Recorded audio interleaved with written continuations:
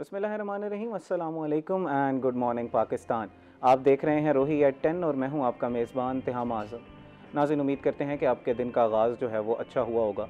मैं हमेशा कहता हूं कि अपने दिन का आगाज़ जो है वो एक पॉजिटिव सोच के साथ करें, अपने दिन को पूरा मैनिफेस्ट करें, छोटे छोटे गोल्स में अपने दिन को डिवाइड करें और जब आप वो गोल्स अचीव करें तो अपने आप को शाबाशी दें, क्योंकि कोई और आपको शाबाशी नहीं देगा आके। नफ्सा नफसी का दौर है। नाज़रीन, आज के प्रोग्राम में हमारे जो पहले सेगमेंट में हमने बात करनी है वो पाकिस्तान के ट्रांसपोर्टेशन सेक्टर के बारे में बात करनी है। ख़ास तौर पे रेलवे सेक्टर को आज हम फोकस करेंगे। इस हवाले से हमारे साथ जो गेस्ट मौजूद हैं वो हैं रिजवान खालिद साहब, जो कि असिस्टेंट ट्रांसपोर्टेशन ऑफिसर हैं रेलवे मुल्तान डिवीज़न के। इनके साथ हमारे साथ दूसरे गेस्ट जो मौजूद होंगे वो हैं गोहर रहमान, जो कि सीनियर रिपोर्टर हैं रोही न्यूज़ के। अस्सलाम वालेकुम सर। अस्सलाम वालेकुम गोहर भाई। वालेकुम अस्सलाम। कैसे हैं सर आप? अल्हम्दुलिल्लाह। सर, एज एन ऑफिसर आपकी क्या रूटीन होती है? You are a young person. हम लोगों के अंदर एक है कि हम रात को देर से ज़रा सोते हैं, सुबह जल्दी उठने की हमने कोशिश करनी होती है। तो आपकी अब रूटीन क्या होती है? किस तरह आप अपना दिन का आगाज़ करते हैं? बिल्कुल, हमारा जो दिन का आगाज़ है वो बेसिकली एक स्टैटिस्टिक्स से होता है। हमने पूरी वर्किंग देखनी होती है प्रीवियस डे की, ओके। और उस कंपाइलेशन को फिर एक मीटिंग हमारी होती है जो कि नेशनल लेवल पर तमाम रेलवे के डिवीज़न जो हैं उसमें डिस्कशंस होती हैं, और उसके ऊपर पंक्चुअलिटी और सेफ्टी के हिसाब से उसको डिस्कस करना होता है। तो दिन का आगाज़ अर्ली होता है, और अगर in case of any emergency हमें ऑन फील्ड रहना पड़े या ऑन साइट जाना पड़ता है तो उस सूरत हाल में फिर दिन का डिले हो जाता है इख्तिताम होते होता है। सर, अभी आपने रिसेंटली जो है वो सिविल सर्विस का एग्ज़ाम जो है पास किया है। एक बड़ा प्रेस्टिजियस एग्ज़ाम है। बहुत लोग इसको ले जो है वो कम्पीट करते हैं इस एग्ज़ाम के लिए। आपकी जर्नी कैसी रही? आपका what was the motive behind it?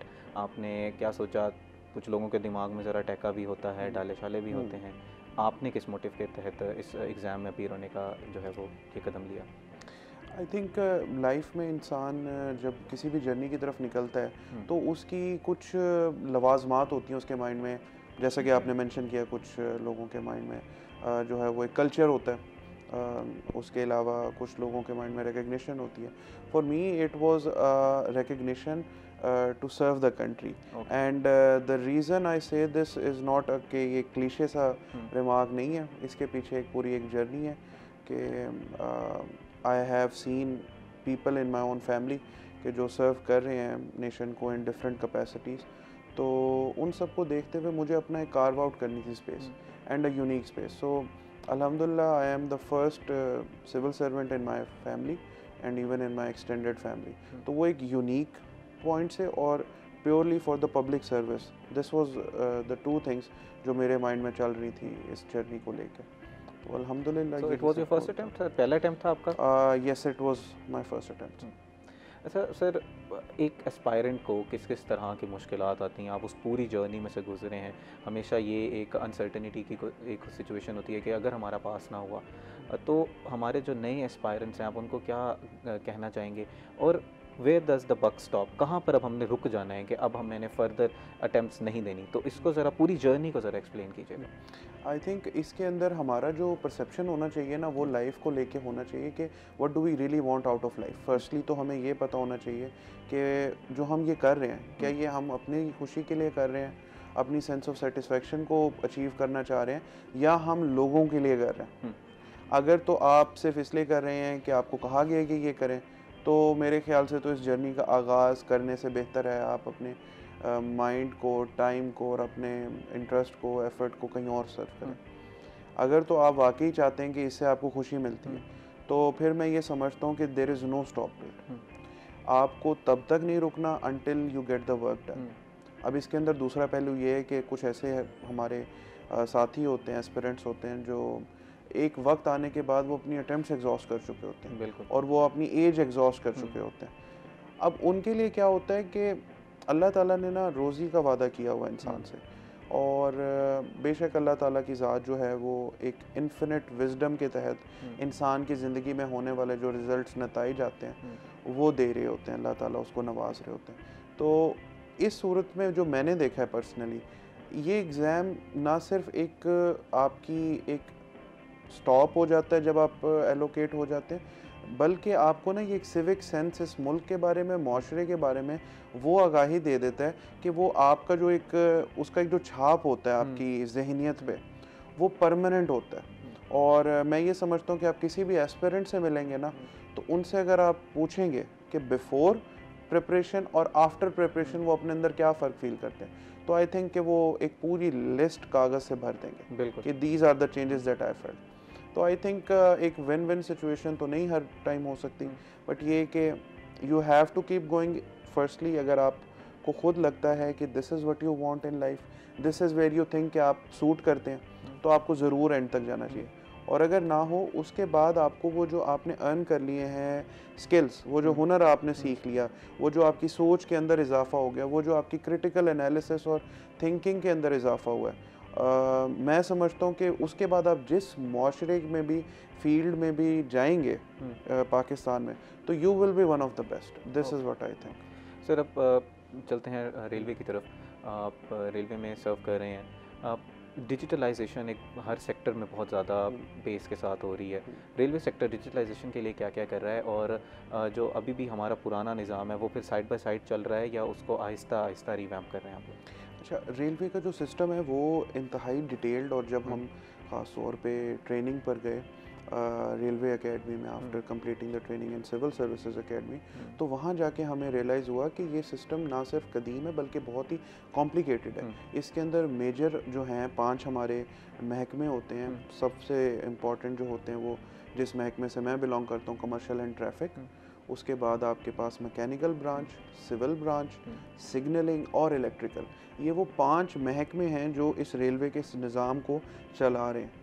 और एडिशनली इसके साथ हमारे पास हेल्थ में हॉस्पिटल्स और पुलिस भी है, रेलवे पुलिस। अब ये जो इनकी आपस में कोऑर्डिनेशन है और जो सिस्टम है ना, वो इंतहाई डिटेल्ड और कॉम्प्लिकेटेड है कि इसको चेंज करना फ़ौरन से मुझे नहीं लगता कि कामयाबी से हम कर पाएंगे। लेकिन हम क्या कर रहे हैं कि इसके साइड बाय साइड जो है पैसेंजर फैसिलिटेशन के तौर पे, ख़ास तौर पे हम कोशिश कर रहे हैं डिजिटाइजेशन को आए दिन बेहतर करने की कोशिश कर रहे हैं। क्या क्या चीज़ा आप लोगों ने जो स्टेप्स लिए हैं वो ज़रा बता सकते हैं? इसके अंदर हमारा जो सबसे इम्पॉर्टेंट स्टेप है वो है राब्ता, जो कि एक्रोनिम है एक रेलवे के जदीद डिजिटल सिस्टम का। जो राब्ता है उसके 2 फेजेस हैं। एक है ऑनलाइन बुकिंग, यानी कि आप अपनी टिकट जो है घर बैठे इंटरनेट के हसूल के साथ, और आप अपने डिजिटल वॉलेट्स या बैंकिंग ऐप के थ्रू पेमेंट करके आप अपनी रिजर्वेशन कर सकें। और दूसरा इसका पहलू है ट्रैकिंग का।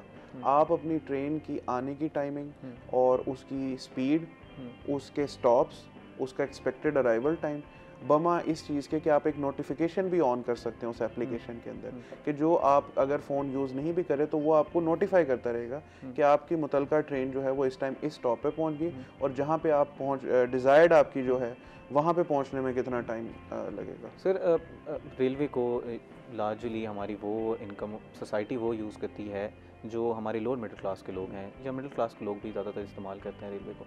तो ज़्यादातर मसला उनको जो आता है कि रेलवे जो एक मिथ भी बनी हुई है कि टाइम पे नहीं आएगी, हमारा टाइम बहुत ज़ाया होगा, रास्ते में बहुत ज़्यादा स्टॉप्स होंगे, तो हमने जहाँ पर 5 घंटे में पहुँचना है तो हम वहाँ पर 10 घंटे में पहुँचेंगे। तो इस चीज़ को फिर किस तरह मैनेज किया जा रहा है? इसके अंदर हमारे कुछ सिस्टम के, कुछ नहीं मैं कहूँगा काफ़ी चैलेंजेस होते हैं इंफ्रास्ट्रक्चर वाइज, और कुछ हमारी नागहानी सूरत हाल बन जाती हैं। जैसा कि आपने अभी रिसेंट कुछ महीनों में देखा होगा कि एक इंक्रीज़ नंबर ऑफ़ अटैक्स हो रहे हैं जाफ़र एक्सप्रेस पे फॉर एग्जांपल, और उस तरह के सिक्योरिटी इश्यूज़ के अलावा हमारी मॉनसून टोरेंशियल रेल्स में फ्लड की वजह से हमारा ट्रैक बहुत ज़्यादा 2022 में इम्पैक्ट हुआ था, और उसके बाद हालिया सूरत हाल जो हुई 2025 में हमारा काफ़ी इम्पैक्ट हुआ। अब ये 2 हमारे पास सूरत हाल है। एक तो मैंने आपको बताया कि हमारे एग्जिस्टिंग इंफ्रास्ट्रक्चरल इश्यूज़ हैं, दूसरा ऐसी सडन इश्यूज़ होते हैं। तो हमारी सबसे फर्स्ट एंड फॉरमोस्ट कोशिश होती है safety of the people who are on board the train, safety of the people who have to reach a destination. इसको मद्देनज़र रखते हुए हमें कई दफ़ा एक टफ डिसीजन लेना पड़ता है कि हमारी पंक्चुअलिटी जो है वो नंबर 2 प्रायोरिटी पे आ जाती है, क्योंकि हमारे लिए सेफ्टी ऑफ द पैसेंजर्स जो है वो इम्पॉर्टेंट हो जाता है। तो मेरे ख्याल से हमारा ये ही एक तरीक़ेकार होता है कि हम अपनी सेल्फ प्रेजेंस शो करते हैं स्टेशंस पे, मेजर स्टेशंस पे। जब भी किसी किस्म की, अब फॉर एग्जांपल कल हमारी जो है ट्रेन जो है वो शालीमार वो काफ़ी लेट रन कर रही थी, तो उस सूरत हाल में मैं बज़ाहिर ख़ुद physically I was present at the Multan railway station, just there के कोई किसी किस्म की पैसेंजर कंप्लेंट, कोई एमिनिटीज़ को लेके, सीटिंग, फ़ैन और उनके पैसेंजर्स को इश्यूज़ को लेके और प्रॉपरली उनको गाइड करवाने के लिए कि वो किस प्लेटफॉर्म की तरफ प्रोसीड करें। इन सूरत हाल में ऑफिसर जो होते हैं वो ऑन ग्राउंड अवेलेबल होते हैं कि जब भी किसी किस्म का डिले आए तो उसमें हम the least we can do is that we can comfort the passengers by our presence. Okay sir, अब हम गौहर से बात करते हैं। गौहर, सर की बात आपने सुनी, आप हमारे सीनियर रिपोर्टर्स में से एक हैं, फील्ड में आप पूरा दिन आवाम के साथ आपका ताल्लुक़ रहता है, आप किस तरह के मसाइल देखते हैं ख़ास तौर पर रेलवे को लेके? और जो सर ने बात की है कि क्या कुछ बेहतरी की तरफ अब हम मूव कर रहे हैं या अभी भी निज़ाम वही 100 साला निज़ाम है, कदीम निज़ाम चल रहा है?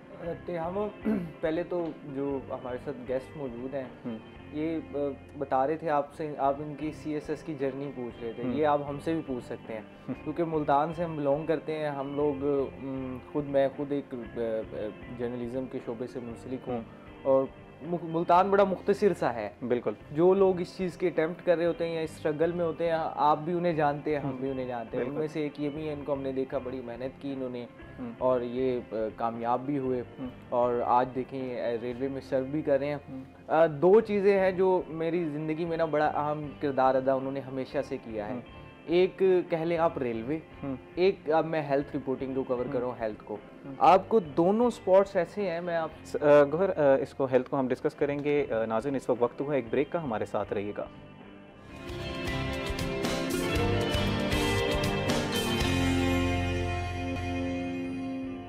वेलकम बैक नाजरीन। हम ब्रेक से पहले बात कर रहे थे गौहर से, जो कि हमें तफसीलन अपनी सर की जर्नी के बारे में भी बता रहे थे और अब मैं चाहूँगा कि वो अपनी बात कंप्लीट करें। इसी के साथ गौहर, इसके अंदर एक और सवाल ऐड कर लीजिएगा कि निश्तर हॉस्पिटल को अभी कुछ मसाइल दरपेश हैं जिसमें कुछ फ़ंड्स की उनके लिए कमी है, तो उसको भी ज़रा तफसीलन बताइएगा। अच्छा तिहामा, मैं आपको ये बता रहा था कि मैंने 2015 में जर्नलिज़म शुरू किया था ना, तो मेरी एक प्रैक्टिस रही है, मैंने हमेशा बीट सिस्टम में काम किया, तो मेरी पहली बीट रेलवे थी। ठीक, रेलवे को एज ए, जब आपकी कोई पहली बीट होती है ना तो आप उसको एज ए बच्चे की तरह कवर करते हैं क्योंकि आपने भी सीखना होता है। और इस वक्त मैं एज ए हेल्थ को कवर कर रहा हूँ। मैं आपको कह रहा था कि ये दोनों बीटें जो है ना, ये आपको ज़िंदगी की अलामत नज़र आएंगी। जिसने इन दो बीट्स में काम कर लिया वो आपको हमेशा इन बीट्स से जुड़ा हुआ दिखाई देगा। उसकी वजह यह है कि रेलवे के साथ आप रेलवे स्टेशन पर आप जाएं, आपको लगेगा कि यार ज़िंदगी है वहाँ पे और लोग आ रहे हैं, जा रहे हैं, हंसी है, खुशी है, गम है, तो वो तमाम मनाजिर आपको रेलवे स्टेशन पर देखने को मिलेंगे। इसी तरह से आप हॉस्पिटल चले जाएं, हॉस्पिटल की इमरजेंसी के बाहर आपको ये तीनों चारों जो सिचुएशंस है ना, ये मिल जाएंगी। वहाँ पर लोग खुश भी हो रहे हैं, गम भी देखने को मिलेगा। लेकिन ये दोनों शोबे ही बड़े अहम हैं।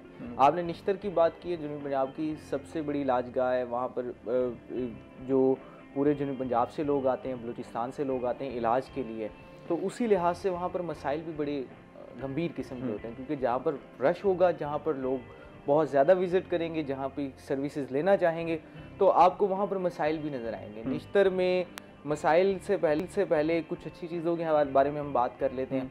अच्छी चीज़ें ये हैं कि तवील अरसे से हमने अपने प्रोग्राम में अद्वियात के हवाले से मसला उठाया कि निश्तर में किस तरह से अद्वियात चोरी का स्कैंडल सामने आए, किस तरह से जो इंसुलिन थी वो अमला चोरी करता हुआ दिखाई देता था। इसके ऊपर निश्तर की इंतज़ामिया ने एक्शन लिया और बिला आखिर इसके ऊपर गिरफ्तारियाँ भी हुई और जो अनासिर इसमें मुलविस थे, इंतज़ामिया फ़िलहाल उन तक पहुँच चुकी है और कार्रवाई भी की गई है उनके खिलाफ और उनके खिलाफ कार्रवाई शुरू कर दी गई है। जो एक सरगना था इस गैंग का, उसको गिरफ्तार किया गया और आला ओहदेदारान भी इसमें कुछ इन्वॉल्व थे। अभी इसमें जो है ये अपर लेवल की इंक्वायरी इसमें चल रही है।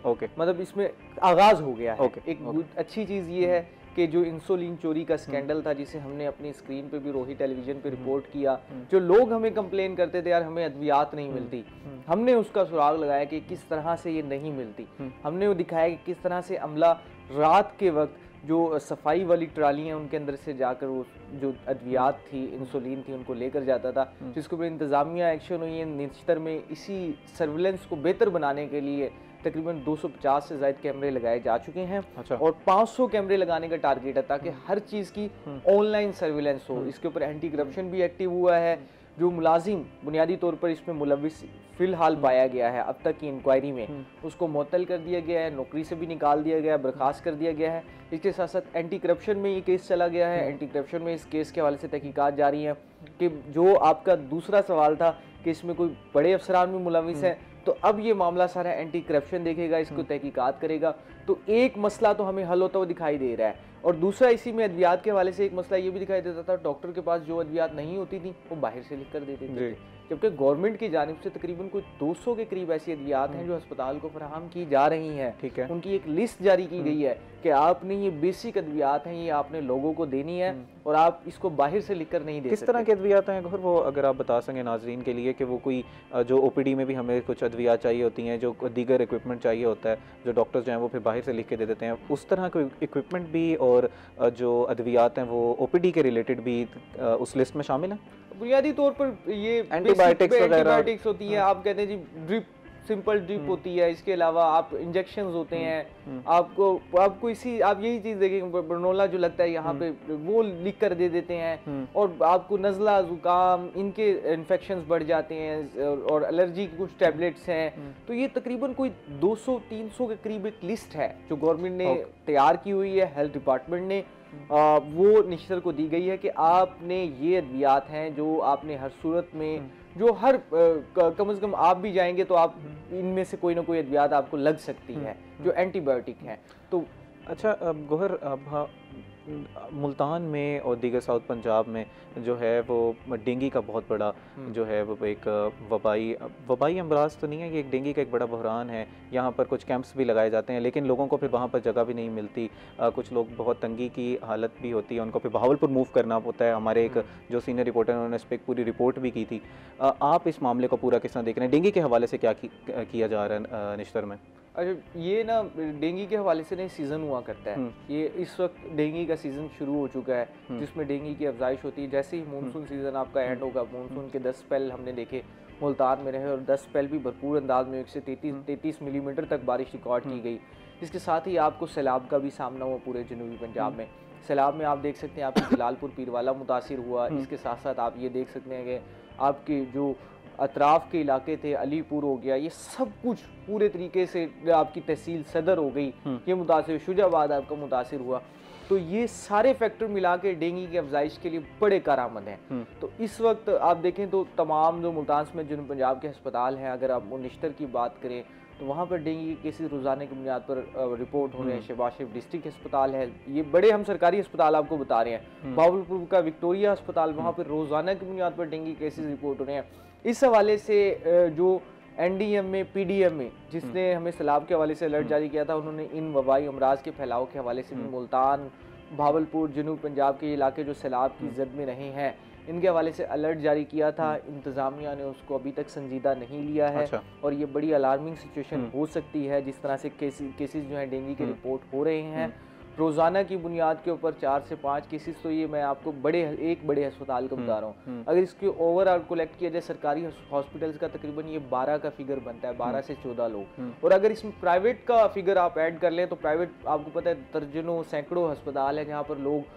रोज़ाना की बुनियाद पर जाते हैं, लोग संजीदा नहीं लेते, क्लिनिक्स का रुजू करते हैं। तो ये फिगर जो है तकरीबन कोई 2 दर्जन से जायद का बनता है। तो अगर 2 दर्जन से ज्यादा लोग मुल्तान जैसे शहर में डेंगू में का शिकार हो रहे हैं, तो इंतजामिया को ये देखना होगा ये सिचुएशन वही ना हो जाए जो हमने एक बार पहले पेश की थी। हमने फिर श्रीलंका से उसके हवाले से मदद ली, और ये हमारे वजीर आज़म है, उस टाइम वजीर आला पंजाब हुआ करते थे, लोगों की अमवात हुई, लाहौर में क्या सूरत हाल रही। उसकी बुनियादी वजह क्या है? बुनियादी वजह यही है कि मैंने आपको बताया बारिशें हुई, इंतजामिया को क्विक रिस्पॉन्स करना चाहिए था। डेंगू मच्छर है वो साफ पानी में अफजाइश पाता है।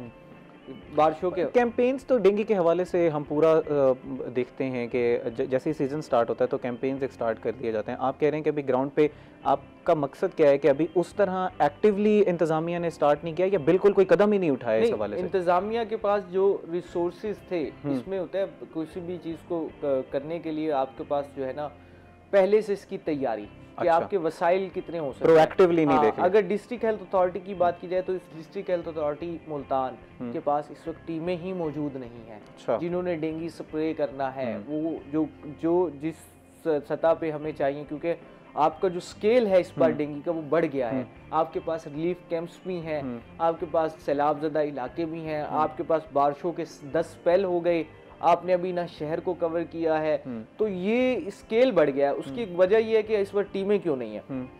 डिस्ट्रिक्ट हेल्थ अथॉरिटी मुल्तान के पास तकरीबन कुछ 700 के करीब डेली वेजेस के करीब डेंगी वर्कर्स जो थे वो भर्ती किए गए थे। ठीक, वो आपको याद होगा डेंगी, ये उस दौरान मैं आपको बता रहा हूँ जब डेंगी की पीक हुआ करती थी, और आप उस मैस लेवल पे इस कैंपेन को देखा करते थे। स्कूल में स्प्रे हो रहा है, यूनिवर्सिटी में हो रहा है, कॉलेजेस में हो रहा है, आम बाजारों में हो रहा है, जुर्माने हो रहे हैं। उस तरह की कैंपेन आपको नजर नहीं आएगी। उसकी वजह यह है कि इनके पास टीमें मौजूद नहीं है। टीमें जो 700 वर्कर रखे थे इन्होंने, डेली वेजेस थे, हेल्थ वर्कर उनका उन्हें नाम दिया जाता था, वो पोलियो कैंपेन भी कर देते थे, मल्टी कैंपेन्स के लिए इस्तेमाल होते थे। 6 से 700 लोग थे, उनको डिस्ट्रिक्ट हेल्थ अथॉरिटी ने नौकरियों से निकाल दिया। इस वक्त वो लोग बेरोजगार हैं। फाइनेंसिस की वजह से नौकरी से निकाला है, या वजह क्या बनी उनको एकदम इतने, जब पता है कि हमारे पास जो सिचुएशन इस तरह की आ रही है, तो फिर उनको क्यों फायर किया गया उन जो वर्कर्स थे? वो वर्कर जिन्होंने इस को कंट्रोल करने में बड़ा किरदार अदा किया, जब वो सिस्टम एक ऑटो पे लग गया ना, तो district health authority, health authorities को ये लगने लगा यार ये तो हमारे सिस्टम पे बोझ है ये वर्कर। तो जो फ्यूचर की प्रिडिक्शन थी वो नहीं कर पाए कि ये कितने किन किन जगह पे हमारे ये ट्रेंड वर्कर है, जिन्हें पता है, जिन्हें स्पॉट्स का पता है, हॉट स्पॉट्स का पता है, उन्होंने जाके वहाँ पे हमारा पाकिस्तान का अलमिया भी यही है ना, हमने सैलाब में भी यही देखा कि हमारी जो इंतजामिया है वो रिएक्टिव है, जबकि प्रोएक्टिव होना चाहिए, पहले से आपको पता होना चाहिए। क्लाइमेट चेंज में भी हमने सैलाब पे भी ये बहुत ज़्यादा हमने प्रोग्राम्स किया, आप भी हमारे साथ मौजूद थे। अभी इस सिचुएशन में भी जब पता है कि इस तरह की सिचुएशन ग्राउंड पे हो सकती है, एक मर्ज जो है वो फैल सकता है, तो उसको देखना चाहिए। अच्छा, इसी हवाले से वासा का भी एक बहुत किरदार है यहाँ पर पाकिस्तान, मुल्तान में ख़ासतौर पर अगर हम बात करें तो गटर लाइन जो है वो ख़राब है, जगह जगह पर पानी खड़ा हो जाता है, इसकी वजह से डेंगू की अफजाइश भी होती है, लेकिन इन जनरल भी वासा के बहुत ज़्यादा मसाइल हैं।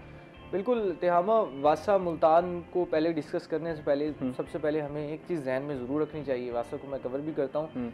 मुल्तान शहर की जो इसकी तारीख है और मुल्तान का जो इंफ्रास्ट्रक्चर है वो आप देखेंगे और शहरों से बड़ा मुख्तलिफ होगा। आपको एक अलंग और चार दीवारी वो नज़र आएगी, वो एरिया शहर से बुलंद है, और उसके बाद आप खोनीपुर चले जाएँ तो डेप्थ में है। इसी तरह से मुल्तान के आप शाह शम्स दरबार पे चले जाएँ तो वहाँ पर कहीं पर आपको ऊंचाई होगी, कहीं पे, तो ये भी एक बड़ा चैलेंज है। और मुल्तान शहर की जो तारीख है उसके लिए सीवर सिस्टम की तारीख भी इतनी ही पुरानी है, और इस वक्त जो लेटेस्ट जो अपडेट है मुल्तान का 70% जो सिविल सिस्टम है वो इस टाइम मुकम्मल तौर पर नाकारा हो चुका है। बिल्कुल। इन सब के बावजूद वासा मुल्तान ने, हमने ये देखा कि 10 के करीब जो मानसून के स्पेल थे वो भी देखे। आपने इसी के मुकाबले में कराची में देखा कि एक स्पेल हुआ तो क्या सूरत हाल हुई। मुल्तान में आपने देखा ब्रांड रोड पे पानी जरूर आया, नो पर जरूर आया, इन रोड पे लेकिन क्लियर हो जाते थे।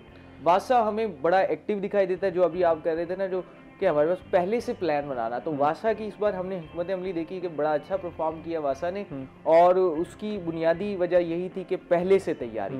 जब तक पहले से तैयारी नहीं होगी तो आप तब तक जो है उसके हवाले से रिएक्ट नहीं कर सकते। गौहर, इस बात को यहीं से कंटिन्यू करेंगे। नाजरीन, इस वक्त हुआ एक ब्रेक का, हमारे साथ रहिएगा।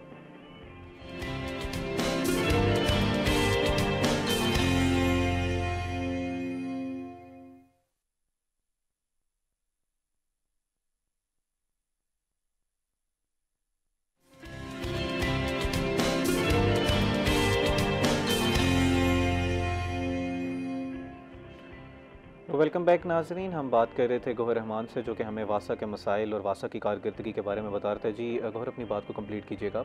बिल्कुल जी, वासा ने एक अच्छी चीज़ ये करने जा रही है, जहाँ पर आपने रेलवे के हवाले से भी बात की थी, डिजिटलाइजेशन। पंजाब गवर्नमेंट का प्लान है, फेडरल गवर्नमेंट का प्लान है कि आइंदा 2030 तक तमाम तर जो इदारे हैं उन्हें डिजिटलाइज किया जाए, क्योंकि दुनिया डिजिटल हो रही है। वो दौर नहीं रहा कि आपने रजिस्टर उठाना है और आपने काम करना है।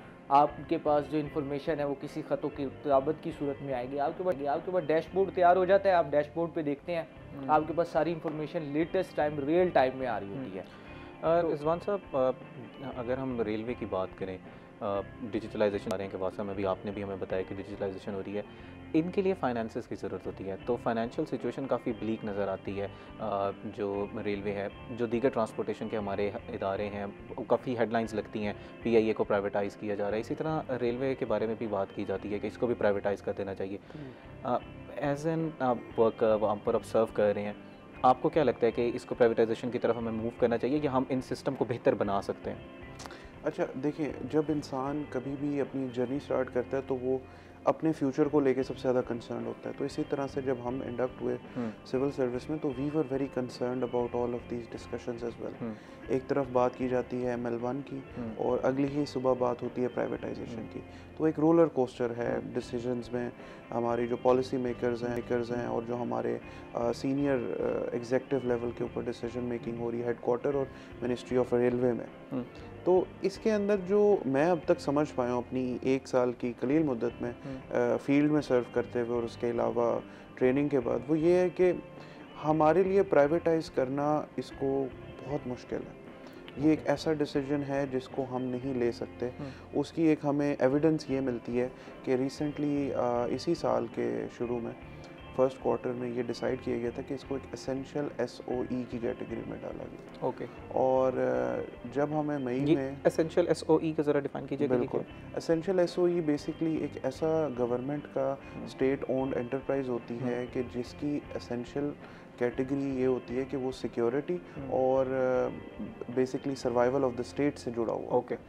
अब इसकी हमें सबसे इम्पॉर्टेंट एग्जांपल जो है वो मई में मिली थी कि जब पाकिस्तान और इंडिया की एस्केलेशन हुई वॉर की तरफ, तो railways was the mode of transportation that was logistics for the missiles and for the different weapons. Okay. अब ये वो एक एसेंशियल कैटेगरी को क्वालिफाई करने के लिए हमें एक एविडेंस बड़ी रिसेंटली हमें मिल गया कि why it is an essential SOE। अच्छा, दूसरी चीज़ कि अगर हम इसको प्राइवेटाइज करते हैं या हमें गवर्नमेंट फॉर एग्जांपल डायरेक्टिव्स देती है you have to make railways profitable, तो हमारे लिए लाहौर टू कराची के अलावा स्टेटिस्टिकली स्पीकिंग कोई भी सेक्शन ऐसा नहीं है जो प्रॉफिटेबल है।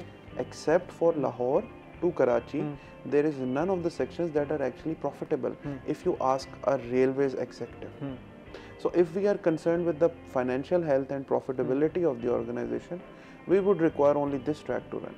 But because we are a state-owned enterprise and we have a public service responsibility, so we have to connect Balochistan, Peshawar, Punjab and Khyber Pakhtunkhwa and Sindh as well. तो उस situation के अंदर क्या होता है कि government की intervention required होती है। और इसकी मैं एक बड़ी छोटी सी आपको एक स्टेटिस्टिक शेयर करूंगा। There are 5 big countries in terms of railway infrastructure. Number 1 is America, number 2 is China, number 3 is Japan, number 4 is Australia and number 5 is India. By the stretch of rail road network these are the biggest railways infrastructure wise countries. अब इनका जो collectively global debt है basically कि how much debt they are incurring every year, that is $1.2 trillion. Okay. Now the question arises कि why are these countries running कि ये क्यों ममालिक जो हैं वो profitability की तरफ या financial viability की तरफ अगर आना होता तो ये कब के आ चुके होते। They have high paying customers, उनका वहाँ पे जो consumer base है वो अच्छी से अच्छी luxury को afford करने के लिए high prices भी pay कर सकते हैं। Japanese और US के भी in debt हैं? Yes. Okay. Amtrak company जो है for example American track company है which is the holding company या गवर्नमेंट की जो कंपनी है, दैट रिपोर्टेड लास्ट ईयर कि उनका एक ट्रैक है which is running from Boston to न्यूयॉर्क। उसके अलावा उनके पूरे जो इंटर कॉन्टिनेंटल रेलवेज कहा जाता है because the stretch of United States is so big that it is almost the size of a continent. तो उनका जो east coast to west coast तक टोटल उनका रेलवे नेटवर्क है, उसमें से सिर्फ उनका जो ये ईस्ट कोस्ट के ऊपर बॉस्टन टू न्यूयॉर्क का एक स्ट्रेच है विच इज़ हार्डली 300 माइल्स। इसके अलावा उनका पूरा नेटवर्क जो है वो लॉस मेकिंग है। So that should B an example कि रेलवेज के फ़वाइद जो हैं उसकी प्रॉफिटेबिलिटी से नहीं जुड़े हुए बल्कि उसकी वैल्यू से जुड़े हुए जो सोसाइटी में लाता है। हम लोग इकोनॉमिकली वैसे भी एक जो है पाकिस्तान के ऊपर काफ़ी बर्डन है, पाकिस्तान के ऊपर डेट है, हम लोग एक बूम और बस के साइकिल से हमेशा गुजरते हैं। तो जब इस तरह की सिचुएशन होगी और जो SOEs हैं स्टेट ऑन एंटरप्राइजेस, PIA है, रेलवेज़ है, जब वो इस तरह की सिचुएशन में होंगे कि वो प्रॉफिटेबल नहीं है और आप जो काम कर रहे हैं लोग वहाँ पर वो रिकमेंड करेंगे कि इसको प्राइवेटाइज नहीं होना चाहिए, तो फिर स्टेट किस तरह वर्क कर सकती है? दूसरा, हमारी इकोनॉमी जनरेट करने में फ्रेट ट्रेन्स हैं या हमारे यहाँ पर जो बाकी दीगर रेलवे हैं उसका बहुत बड़ा किरदार भी है। तो हमने इन सारी चीज़ों को बैलेंस करना है। तो हम किसी तरह भी प्रॉफिटेबिलिटी की तरफ नहीं मूव कर सकते कि हम टिकट्स के प्राइस को किस तरह अच्छा कर दें। हमारे यहाँ पर क्योंकि जो पैरेलल स्ट्रक्चर है रेलवे के साथ, जो हमारे रूट्स का स्ट्रक्चर है, उसके अंदर डिफरेंट वैन्स हैं, हमारे पास डाइवर्स हैं और कोचेज़ हैं, तो लोग उनको यूज़ करने के बजाय ट्रेन पे आ जाएं, जो कि कंपैरेटिवली चीपर है। अच्छा, इसके अंदर जो है हमारी बेसिकली जो इस टाइम कैरिंग कैपेसिटी है, जो हमारा इंफ्रास्ट्रक्चर है, वो इस टाइम ओवरहॉल रिक्वायर्ड है उसमें। ओके। यानी कि हमारी पर टन पर ईयर के हिसाब से ना एक मेट्रिक होता है रेलवेज में, जिससे हम मेजर करते हैं कि इस ट्रैक की कितनी म्याद रहती है, ये कितना और वेट कैरी कर सकते हैं।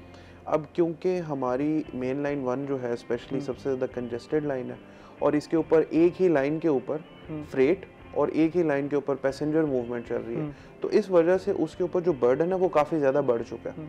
तो इस ही सूरत हाल को देखते हुए अभी फिजिबिलिटी जो है फ्रॉम कराची टू हमारी सक्खर तक की लाइन की, वो एशियन डेवलपमेंट बैंक की तरफ से फाइनेंसिंग अप्रूव होने के बाद उसके ऊपर फिजिबिलिटी स्टार्ट हो चुकी है। ओके। अब वो जो फिजिबिलिटी रिपोर्ट है वो क्यों ज़रूरी है कि हमें इस ट्रैक को रिहेबिलिटेट करना है before offering more passengers to come and join railways. अच्छा, इससे पहले जो आपने एक चीज़ कही कि प्रॉफिटेबिलिटी अगर ना हो, जैसे कि हमारे मुल्क के हालात हैं, तो उसमें हम सब जानते हैं कि सर्कुलर डेट हमारे लिए कितना बड़ा इशू बन चुका है जी। और उसकी प्राइमरी रीज़न है वो हमारा इम्पोर्टेड फ्यूल है। When it comes to the बिल्कुल बेसिक पे अगर आप उस प्रॉब्लम के जाएं, तो आपको इम्पोर्टेड फ्यूल जिसकी फ्लक्चुएशन हो रही होती है ऑयल मार्केट में, कि अगर for example Russia Ukraine war हुई तो ऑयल प्राइसेस बढ़ गई। अगर हमारे यहाँ से जो ऑयल मैन्युफैक्चरिंग या ऑयल प्रोड्यूसिंग हमारे कंट्रीज़ हैं, अगर उसकी प्राइसेस कम कर दें तो we are very dependent on them ना। अब आप ये देखें कि statistically again we should speak by numbers, that is what I believe. तो हमारे नंबर ये हैं कि रेलवेज़ का पर किलोग्राम पर किलोमीटर का एक मेट्रिक होता है ट्रांसपोर्टेशन की मेजरमेंट में, तो railway cost 1/10 of the fuel okay to move 1 kilogram on 1 kilometre basically. तो कहने का मकसद ये कि अगर आपका पॉइंट ए से पॉइंट बी पे एक जगह पे 100 रुपए का फ्यूल खर्च हो रहा है, तो रेलवेज में वो 10 रुपए का होगा।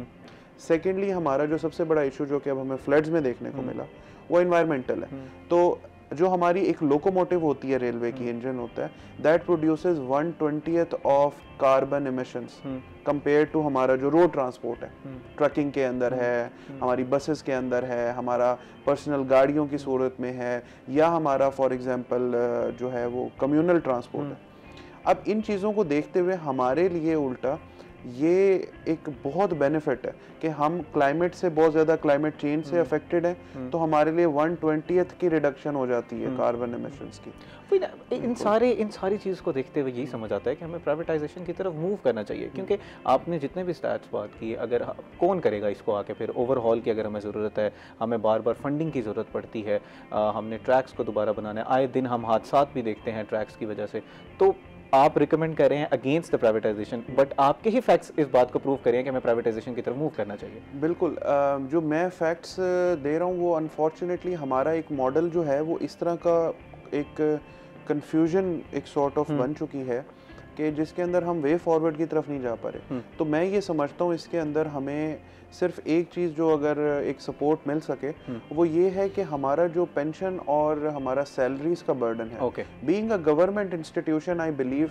कि that should be shifted towards accounts and towards the national exchequer. अगर वो पॉसिबल होता है तो मैं आपसे कुछ फिगर्स जो हैं लास्ट ईयर तक के और इस साल के जो अभी अनऑफिशियल, क्योंकि बजट हमारा जो है वो ऑफिशियली अनाउंस नहीं हुआ इस साल की हमारी परफॉर्मेंस मैट्रिक्स जो है, तो उसके मुताबिक हमारा 38% of our expenditures are in pension and salaries. Okay. And out of that 38% 70% is pension.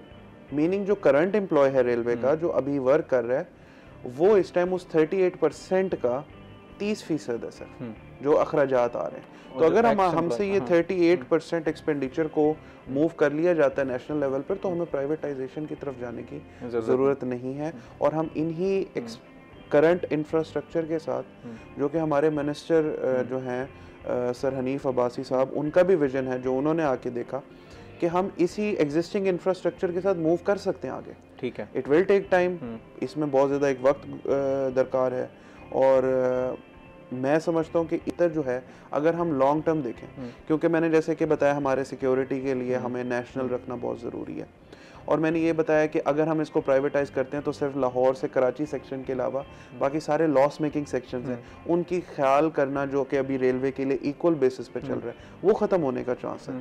तो एक डिस्कनेक्ट होने का और एक हमारी एक प्रोविंशियल जो यूनिटी है आपस में, इंटर प्रोविंशियल यूनिटी जो है, वो इम्पैक्ट होने का ख़तरा है। सर इस बात को यहीं से कंटिन्यू करेंगे। नाज़रीन, इस वक्त हुआ एक ब्रेक का, हमारे साथ रहिएगा।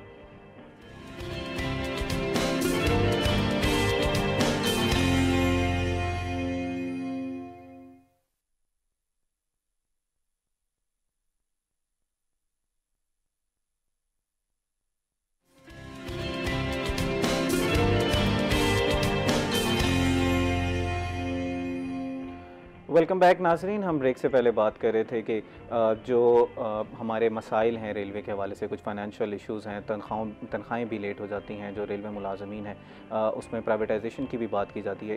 इस बारे में हम तफसीलन बात कर रहे थे। मैं चाहूँगा रिजवान साहब अपनी बात को जो है वो अपनी कंप्लीट करें। इसी के साथ एक क्वेश्चन ऐड कर लीजिएगा कि अभी हमारा जो एक फ्लैगशिप प्रोजेक्ट है ML1 जिसको हम कहते हैं रेलवे का, वो कहाँ तक पहुँचा है? उस पर कोई काम स्टार्ट हो गया है? क्योंकि उसमें फ़ंडिंग की भी कुछ ज़रूरत है इंटरनेशनली, उसके बारे में बताइएगा। बिल्कुल। तो मैं जैसे कि आपको बता रहा था कि हमारे लिए जो है ना प्राइवेटाइजेशन का जो सवाल है वो इसलिए बहुत ज़्यादा कॉम्प्लिकेटेड है कि हम एक वक्त पे या तो हम अपनी नेशनल सिक्योरिटी और हमारी जो एक इंटर प्रोविंशियल हार्मनी है उसको देखते हुए हमें कई जगह पे इश्यूज आते हैं, और हमारे लिए सिर्फ चैलेंज जो है वो सैलरीज और पेंशन की मद में आता है कि अगर ये नेशनल एक्सचेकर यानी कि अकाउंटेंट जनरल ऑफ पाकिस्तान के अकाउंट पर शिफ्ट कर दिया जाता है ये बर्डन, तो we are very self sufficient. हमारा जो करंट बजट और हमारी जो अर्निंग्स हैं they would be enough for our own maintenance. बाकी जहाँ तक मेन लाइन 1 का सवाल है, तो इसके अंदर हमारा जो है बहुत ज़्यादा एक चैलेंज जो हमें सामना आ रहा है वो आ रहा है बेसिकली इसकी फंडिंग को लेकर इसका बेनिफिट देखना। यानी कि मैं इसको इस तरह से समझता हूँ कि उसका जो रिटर्न ऑन इन्वेस्टमेंट है वो क्या इस चीज़ से ज़्यादा है जिस कदर हमारा उसके अंदर इंटरेस्ट और डेट पेमेंट की सूरत में चला जाएगा। मिसाल के तौर पे सर हमने प्राइवेटाइजेशन पे काफ़ी ज़्यादा बात कर ली। अब हम ज़रा उन इक़दामात की तरफ मूव करते हैं जो कि कुछ पॉजिटिव भी हैं, क्योंकि हम प्रोग्राम के बिल्कुल आखिरी हिस्से में मौजूद हैं।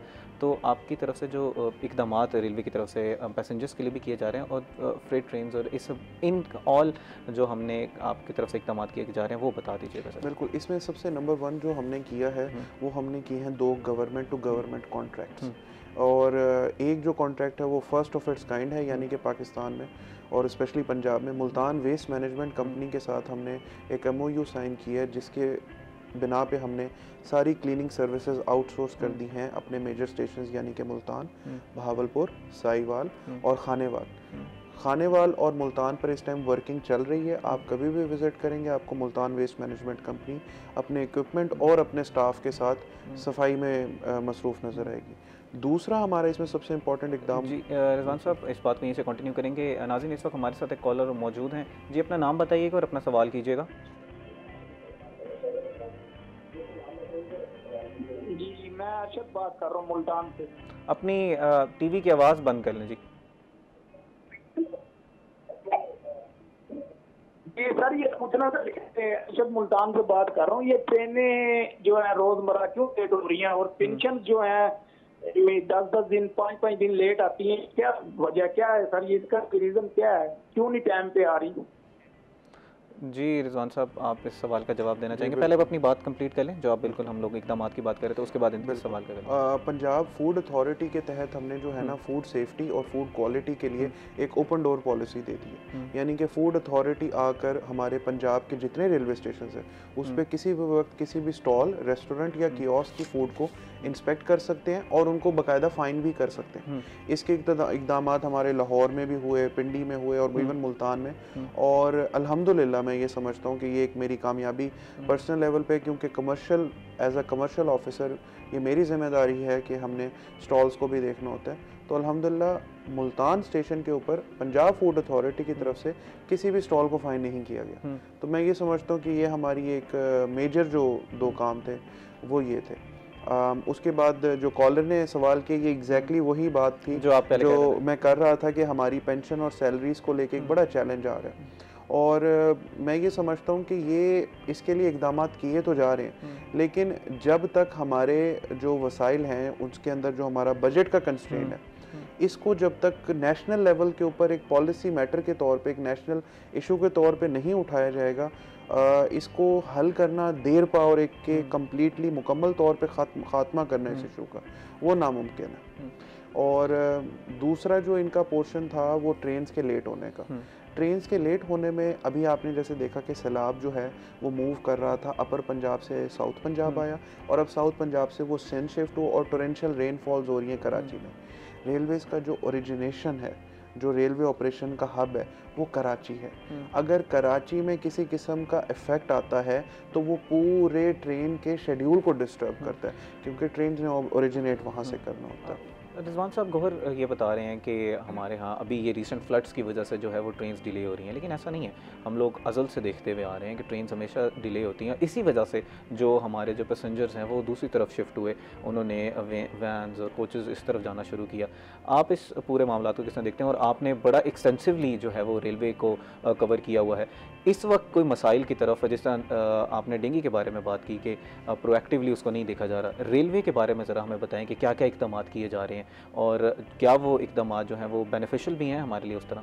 हम रेलवे में मैंने जब अब तक जितना भी कवर किया है, जो लोगों का बुनियादी मसला है, लोग कहते हैं सर्विस नहीं दे रही यार, आप कबूल है, आपका एसी नहीं चलता, आपका पंखा नहीं चलता, आपकी खिड़की नीचे नहीं होती, हम बर्दाश्त कर लेंगे, कम से कम एक चीज़ पे कंप्रोमाइज़ ना करें, वो है हमारा वक्त पर किसी जगह पर पहुंचना और वक्त पर ट्रेन का रवाना होना।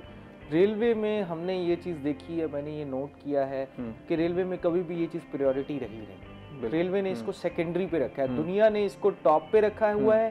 दुनिया में आप देखेंगे कि ट्रेन खुद आती है, कोई भी हो, काम वक्त पर होता है, हमने कभी वक्त को अहमियत ही नहीं दी।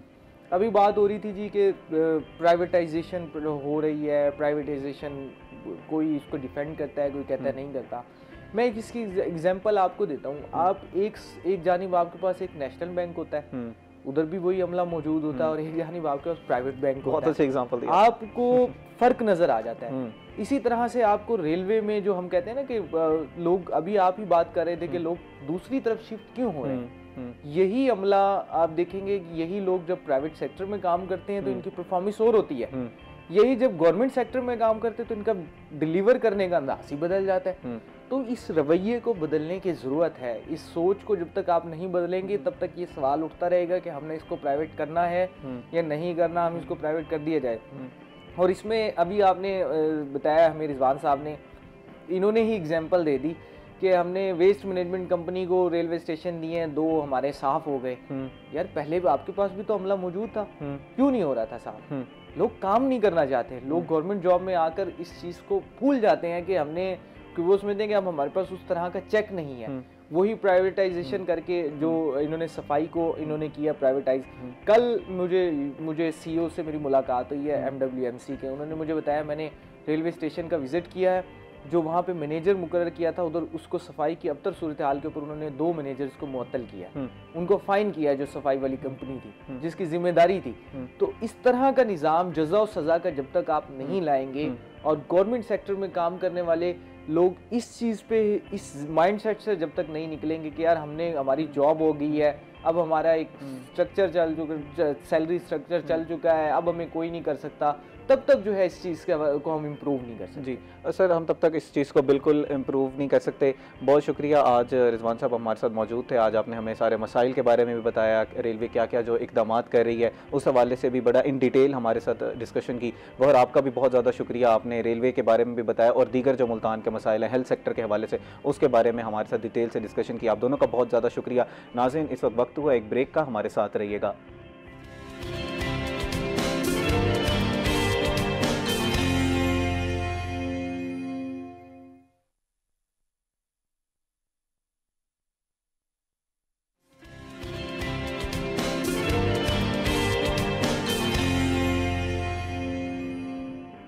वेलकम बैक नाजरीन। हम ब्रेक से पहले बात कर रहे थे रिजवान खालिद साहब से, जिन्होंने हमें तफसीलन जो रेलवे के बारे में आगाह किया और उनके जो मसाइल हैं उसके बारे में भी बताया।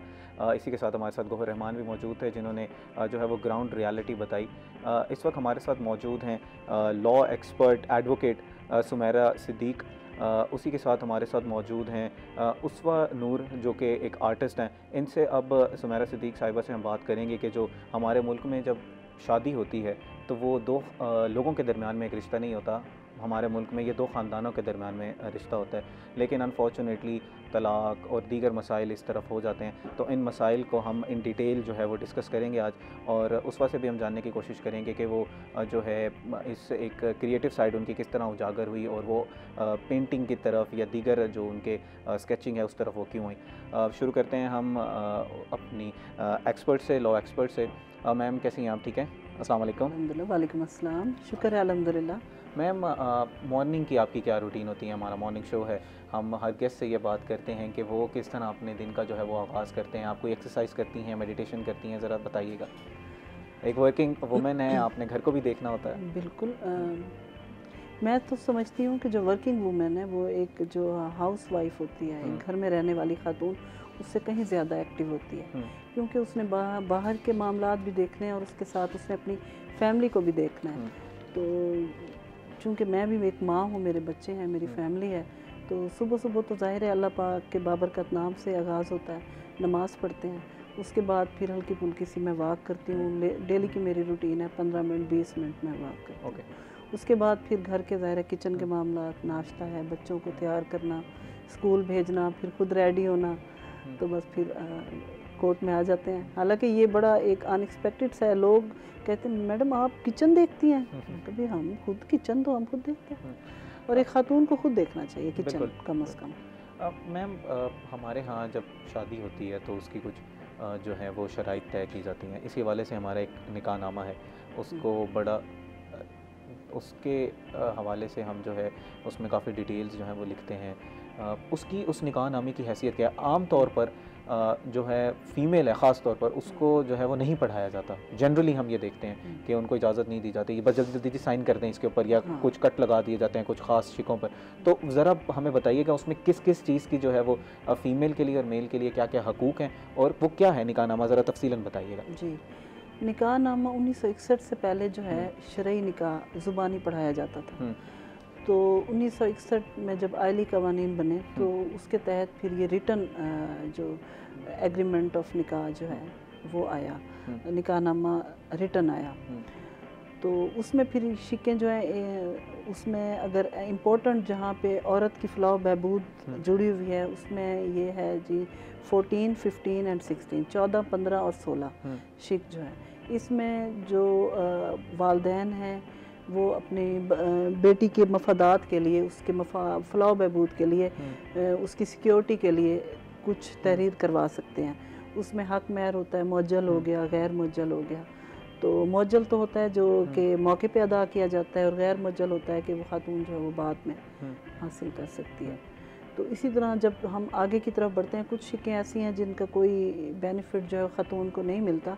जैसे कि एक शिक है 19 नंबर, तो वो तो तकरीबन ख़त्म कर दी गई है। वो अगर उसमें कुछ तहरीर भी करवाएंगे तो वो खातून कभी भी बाद में नहीं ले सकते।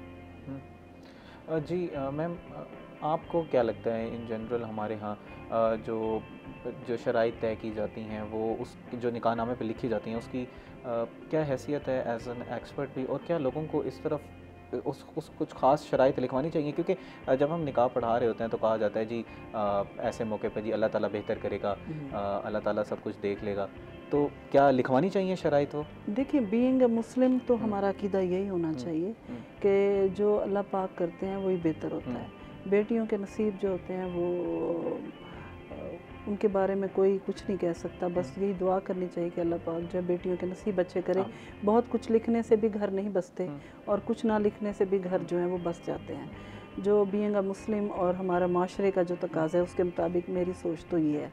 लेकिन बीइंग अगर एडवोकेट में देखूँ तो चूँकि हमारा रिटन निकाहनामे के अंदर हमारे पास ये शिकें मौजूद हैं, हमारे पास जब सहूलत ये मौजूद है और हमें अपनी बेटी को सिक्योर कर सकते हैं उसका फ्यूचर, तो हमें उसको ज़रूर यूज़ करना चाहिए और उसके सिक्योरिटी के लिए हमें लिखना चाहिए। जो भी अगली पार्टी जितना है कि अफोर्ड कर सकती है या उनकी जितनी भी फिनेंशियल स्टेटस है।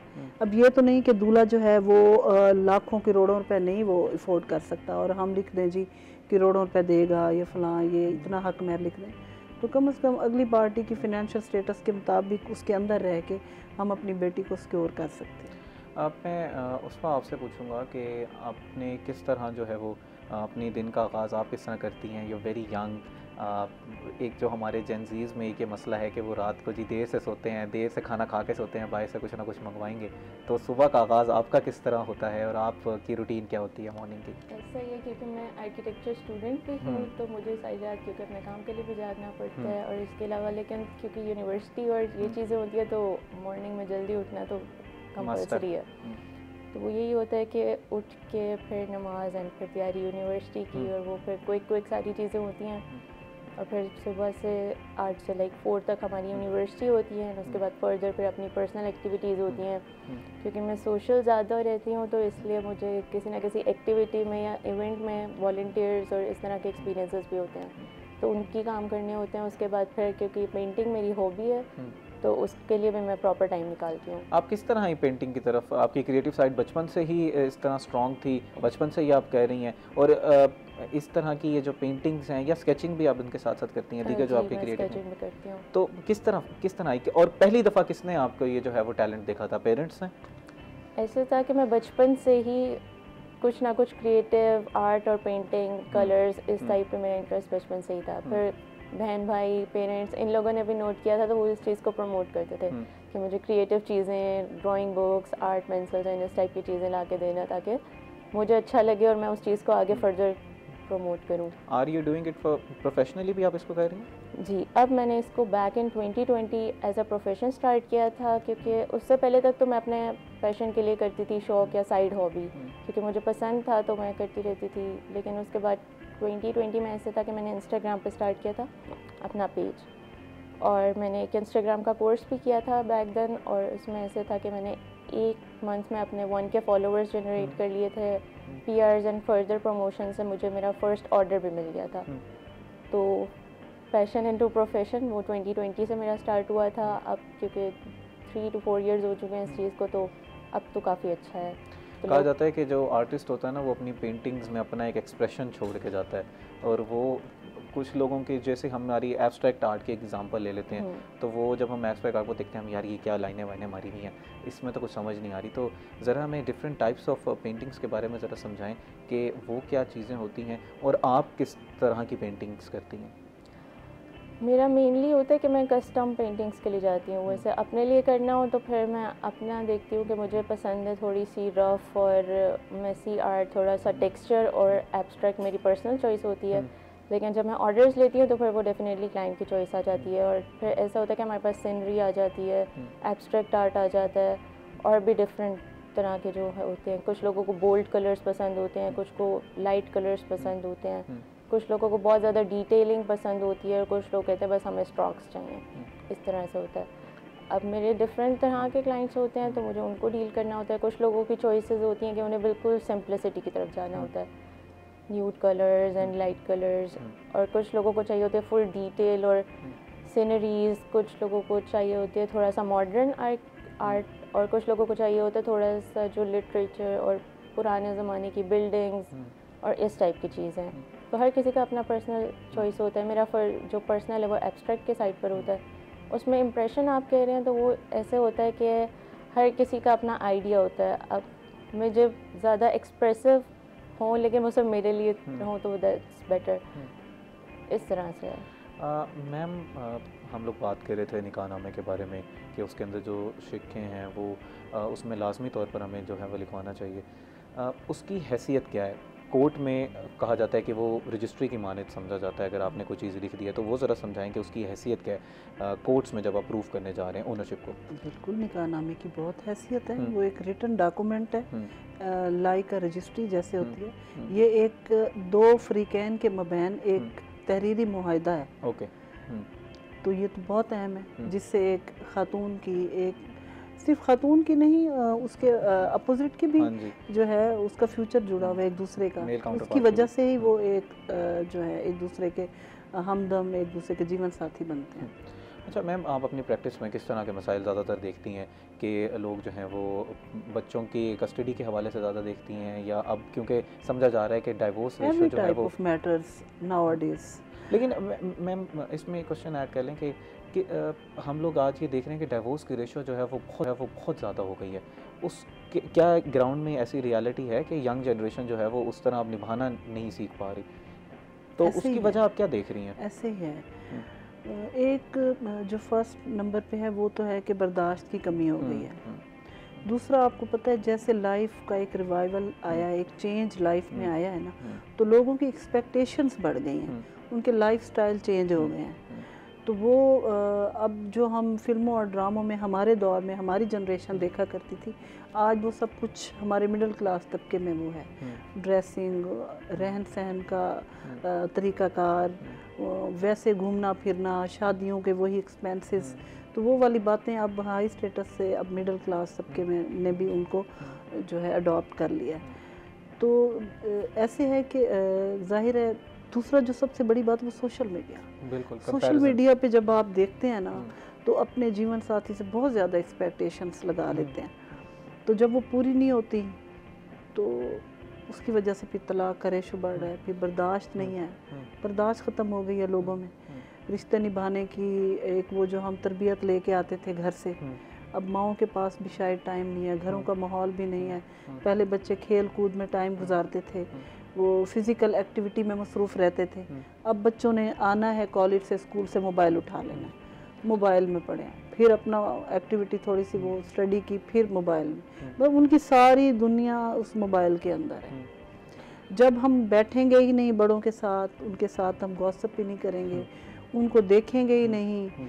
बच्चे तो देखें, कोई बच्चों की तरबियत ऐसे नहीं की जाती थी कि उनको कुछ सिखाया जाता था, बेटा ये लो, ये सीख लो।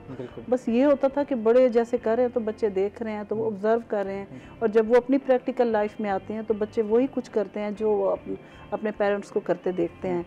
जिस तरह उन्होंने अपनी ज़िंदगी गुजारी, बर्दाश्त के साथ, तहम्मुल के साथ, अच्छे बुरे वक्त में एक दूसरे का साथ देना। देखिए, हस्बैंड एंड वाइफ का जो मेन है वो कहते हैं कि एक गाड़ी के दो पहिए हैं, और कोई भी गाड़ी जो वो एक पहिए से तो नहीं चल सकती ना। अब बाइक का एक पहिया निकाल दें तो वो गाड़ी कैसे चलेगी? तो दोनों जो हैं वो एक दूसरे का लिबास होते हैं और एक दूसरे के अच्छे बुरे वक्त के साथी हैं। लेकिन आजकल के दौर में मैंने देखा है कि सिर्फ अच्छे वक्त के साथी हैं, बुरे वक्त का साथी अब नापैद होता जा रहा है, तो वो एक दूसरे का रास्ता छोड़ अब वो अच्छे वक्त के ही साथी हैं। अब जब तक आपका वक्त अच्छा है तो आपके साथ हैं, जब आपका वक्त अच्छा नहीं रहा तो फिर चलो नेक्स्ट। तो इस तरह के भी केसेस बहुत ज़्यादा आ रहे हैं कि कोई ना कोई मसला है, अपने जीवन साथी से डिवोर्स ले रही हैं, नेक्स्ट आगे शादी कर रही हैं, और अगर वो भी कामयाब नहीं हो रही तो वो महीना, 2 महीना, 6 महीने गुजरते हैं, फिर हमें फ़ोन आ जाता है। 6 मंथ्स, 2 महीने, 3 महीने में आप देख नहीं, और आप देखें कि हमें फ़ोन आ जाता है। बीइंग लॉयर मेरे सामने बहुत सारी मिसालें हैं, मुझे कॉल आ जाती है, मैडम बस वो जो है ना तनसीख फाइल कर दें अब इसके भी खिलाफ। तो हमारा माशरा पता नहीं किस तरफ जा रहा है। अच्छा मैम, ज़रा एज एन एक्सपर्ट हमें बताएं कि अब एक तो हक महर की इकसाम बता दें तरह की होती है निकाहनामे में, दूसरा जब अब डाइवोर्स का फिर प्रोसेस क्या होता है, फाइलिंग किस तरह करनी होती है, और कोर्ट में फिर केस में किस तरह चलता है। हक महर देखें 3 किस्म के मैम इस क्वेश्चन को हम लेंगे थोड़ी देर में। नाज़रीन, इस वक्त हुआ एक ब्रेक का, हमारे साथ रहिएगा।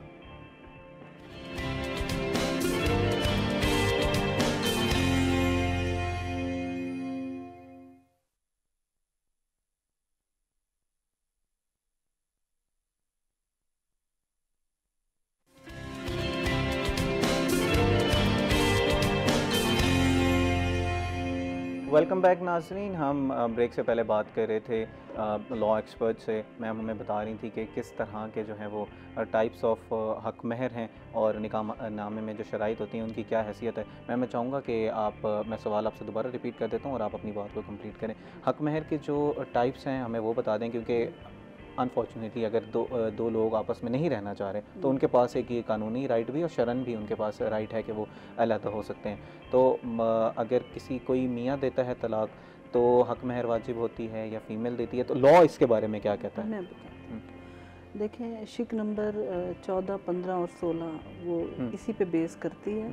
उसमें एक तो हक महर होता है मौजल होता है जो मौके पे अदाशुद होता है। वो अक्सर हमारे जो 5,000, 15,000, 20,000 जो भी है, हर कोई अपनी मर्ज़ी के साथ ना या लड़की वालों की मर्ज़ी के साथ तहरीर होता है और वो मौके पे ही लड़की को, दुल्हन को जो है वो दे दिया जाता है। या जेवर की सूरत में भी होता है कई बार कि इतने तोले सोना जो है वो मौके पे हमने जब दुल्हन को लेके जाते हैं तो भी पहना के ले आए तो हमने अदा कर दिए। दूसरी जो सूरत होती है वो होती है गैर मुअज्जल। गैर मुअज्जल में है कि वो कई लोग प्रॉपर्टी लिखवा लेते हैं, कोई प्लाट लिखवा लेते हैं, तमीर शुदा घर लिखवा लेते हैं, जो भी है जो उनकी हैसियत के मुताबिक होता है, या लड़की वालों की विल होती है ख्वाहिश के मुताबिक। वो ये होता है कि वो डेथ और ख़ातून जब अगर मर्द तलाक दे देता है तो वो ले सकती है औरत। और एक होता है गैर मुअज्जल अंदत तलब। तो उसमें यह है कि औरत कभी भी उसको तलब कर सकती है। उसके हक़ के ज़ौजियत में रहते हुए, उसके घर में रहते हुए भी हक़ महर कोर्ट से जो है वो ख़ातून अपना दावा करके हासिल कर सकती है। उसके लिए ज़रूरी नहीं है कि वो हस्बैंड से अलहदा करे, अलहदा हो। दूसरा जो आपने सवाल पूछा कि तलाक़ की सूरत में अगर तो हस्बैंड तलाक़ देता है बीवी को, उस सूरत में जो गैर मुअज्जल में जो लिखा गया हक़ महर तो वो औरत क्लेम कर सकती है और ले सकती है, उसकी हकदार है। लेकिन अगर हस्बैंड ने तलाक नहीं दी और ख़ातून अदालत से रजू करती है, तलाक के सिलसिले में खुला लेती है, तो उस सिलसिले में उसको फिर वो हक महर अपना छोड़ना पड़ेगा। मैम अनफॉर्चुनेटली अब ये हो गई है तलाक। एक तो 2 केसेस होते हैं, कुछ में जो है वो बहुत जल्दी हो जाती है जिसमें बच्चे नहीं होते, एक केस होता है जिसमें बच्चे मौजूद होते हैं। हमें पहले बताएंगे जिसमें बच्चे मौजूद नहीं हैं तो उसमें कुछ नानो नफ़का की भी होती है, कुछ जो है सपोर्ट की जाएगी जो है वो मेल की तरफ से फ़ीमेल को, या बस वो जो है वो कता ताल्लुक़ हो गए तो कुछ सपोर्ट नहीं की जाएगी? देखिए, जब तलाक ही हो गई, जब वो उसके हक़ में ही नहीं रही तो फिर कौन सा नान नफ़का? वो होता है इद्दत टाइम तक। इद्दत होती है 3 महीने की। हस्बैंड तलाक दे तो भी 3 महीने की, औरत अदालत से खुला ले तो भी 3 महीने की होती है। और आपको एक और बात भी बल्कि इस प्लेटफॉर्म पे बता दूं कि अक्सर निकाह हो जाता है, रुखसती रहती है। अगर उस सूरत में लड़की खुला ले लेती है, रुखसती अभी नहीं हुई, तो फिर कोई उसकी इद्दत नहीं होती। इद्दत तब भी होती है जब वो जो है जाके घर में आबाद होती है। एक अभी सुप्रीम कोर्ट की जो एक फ़ैसला आया था जिसमें कुछ चीज़ें चेंज की गई हैं इसके हवाले फिर एक और बात आपने मुझसे पूछी है, ठहरे, एक तो आपने ये वाली पूछी तलाक वाली, जी और बच्चों के बारे में। मैं अभी उसी तरफ आ रहा हूँ, बच्चों की तरफ। अच्छा, वो जो इद्दत का टाइम होता है ना, तब तक औरत जो है वो अपना खर्चा नान नफ़का क्लेम कर सकती है और डिग्री हमने करवा के देते हैं, वो शौहर को देना पड़ता है, ठीक है, चाहे वो खुद दे चाहे औरत ले। और अगर बच्चे हैं तो बच्चे के तो वो फिर जब तक बच्चों की शादी नहीं हो जाती और लड़का कमाने नहीं लग जाता तब तक हस्बैंड जो है वो, बच्चे अगर औरत के पास भी रहेंगे आफ्टर तलाक वो अलहदा भी हो जाएगी तो हस्बैंड पाबंद है कि वो खर्चा दे। अब मैं उसी तरफ आ रहा हूँ कि आपने बता दिया तफसीलन कि बच्चे किसके पास रहेंगे। हवालगी के बारे में बड़ी एक कस्टडी के हवाले से लोग कहते हैं चलें हम आपस में अलहदा हो गए, लेकिन कस्टडी के हवाले से केसेस चलते रहते हैं, लंबे लंबे केस चलते हैं, 2-2, 3-3 साल, 4-4 साल हज़ानत के केस, हाँ जी, केसेस चलते रहते हैं। तो इस हवालगी फिर किसकी होती है? फीमेल के हक़ में ज़्यादा फैसला आप प्रैक्टिस में देखती हैं जाता है और मेल के हक़ में जाता है? और जो फाइनेंशियल सिचुएशन है, कोर्ट क्या देखती है कि जब वो किसी फाइनेंसिस के हवाले से फ़ैसला कर रही होती है तो वो फिर किस तरह देखती है, जज किया जाता है कि हाँ जी इतना जो है वो आप अदा करेंगे, पर मंथ देंगे या पर एनम देंगे, ये भी ज़रा बताइएगा। खर्चे का तो मैंने आपको बताया ना कि पर मंथ ही होता है। वो वालिद की फिनेंशियल स्टेटस पे बेस करता है और उसको प्रूव करना होता है, जो दावा करता है प्लेंटिफ ने प्रूव करनी होती है उसकी फाइनेंशियल स्टेटस, उसके मुताबिक दावा जो है वो जो मांगा जाता है, फिर फाइनेंशियल स्टेटस के मुताबिक दावा डिग्री होता है खर्चे वाला, फिर उस पर अमल दरामद भी करवाया जाता है। तो उसके अलावा जो आपने एक और सवाल कौन सा पूछा है कि हवालगी के हवाले से, जी उसमें पहले तो ये था कि लड़का जो है बेबी बॉय वो 7 साल तक रह सकता है वालदा के पास, और जो बेबी गर्ल है मतलब जो बच्ची है वो शादी तक। लेकिन अब जो है वो काफ़ी चेंज हो गया है वक्त के साथ साथ ना, अब बच्चे की सेफ्टी देखी जाती है, ठीक है, बच्चे का फ्यूचर देखा जाता है, बच्चे को देख के उसके मुताबिक फ़ैसला किया जाता है। अब उस तरह से पहले की तरह नहीं रह गया कि माँ को ही मिलेगा, अब वालिद भी बच्चा ले सकता है, ठीक है। अच्छा मैम, ये भी एक प्रैक्टिस में देखा जाता है बच्चा जहाँ सिक्योर है, हाँ जी, जहाँ महफूज है, सिक्योर है और जहाँ उसकी वेलफेयर है, वहाँ पे बच्चे को जो चाहे माँ भी ले सकती है, बाप भी ले सकता है। ज़रूरी नहीं है कि एज को देखा जाएगा, हम वेलफेयर एज को नहीं देखा जाएगा ना, ये देखा जाएगा कि ज़रूरी है कि माँ को ही मिलेगा। अब ये वाली बातें नहीं रही, अब जो है बच्चे की वेलफेयर देखी जाती है कि वो बच्चा कहाँ पे महफूज है और कहाँ पे वो सिक्योर है। जी मैम, अक्सर ये देखा जाता है कि जो है कोर्ट्स की तरफ से इजाज़त दे दी जाती है कि आप जो है वो बच्चे को मिल सकते हैं। हाँ। कुछ फैमिली की तरफ से नहीं मिलने देते, एक उसके बताइएगा, और कुछ जो लोग हैं वो कहते हैं कि हमने कोर्ट्स में नहीं मिलना, हमें बाहर मिलने की इजाज़त दे दी जाए, माहौल इस तरह का है, बच्चे पे ज़रा असर उस तरह नहीं पड़ेगा। वो कोर्ट देखें, जो वकला मतलब जो कौंसल होते हैं ना दोनों पार्टियों के, उन्होंने उसको प्रूव करना होता है, उसको जो है जैसा आपके सामने पेश करना होता है कि किस तरह से, अगर एक तो शेड्यूल बताया जाता है, जैसा आपको रिक्वेस्ट की जाती है कि अगर बराए मेहरबानी शेड्यूल बना दें कि हम जो है ना बच्चे से मिल सके, वालिद या वालदा, वालिद के पास है तो वालदा, और अगर वालदा के पास है तो वालिद, तो वो शेड्यूल फिर जो है वो बनाना होता है कोर्ट ने। जज साहब फिर शेड्यूल बना के देते हैं। कई बार कोर्ट में भी होता है, वहीं पे बच्चे आ जाते हैं और वालिद जो है वो कंटीन पे या वहीं कोर्ट के अंदर या कोर्ट से बाहर कहीं किसी जगह पे, किसी ऑफिस में, चैम्बर में भी मिल सकते हैं। वकला के जो उनका कौंसल होगा वहाँ पे अपने बच्चे को मिल सकता है, उसको जो कुछ खिलाना पिलाना है, दिलवाना है। उसके बाद बच्चा वहीं पे, माँ भी मौजूद होगी और वो लेके अपने बच्चे को चली जाएगी। और के अलावा नहीं मिल सकते? नहीं ले सकते हैं, उसके अलावा भी आप परमिशन ले सकते हैं। शादी पे, किसी गम पे, दुख सुख पे भी वालिद लेके जा सकता है। तो वो तो है ना कि आपके कौंसल पे डिपेंड करता है आप किस तरह से अपने वो करते हैं। उसके अलावा हजानत का केस भी किया जा सकता है। वालिद अगर वालदा के पास है तो वालिद कर सकता है, और अगर वालिद के पास है तो वालदा भी कर सकती है। अगर आर्जी हजानत लेनी है तो वो सेक्शन 12 के तहत। हजानत मैम क्या थी? आप वो गार्डियन को उर्दू में हजानत कहते हैं। ठीक है, ठीक है। अच्छा मैम, यहाँ पर जो नाना है वो भी क्या इसके ऊपर केस कर सकते हैं गार्डियनशिप के लिए, या ठीक है वो भी कर सकते हैं। नाना नानी और दादा दादी अगर डेथ हो चुकी है पेरेंट्स की, या वो किसी तरह डिसेबल हो गए हैं, या वो अपने बच्चों को नहीं देख सकते। कंटिन्यू करेंगे। नाज़रीन, इस वक्त को एक ब्रेक का, हमारे साथ रहिएगा।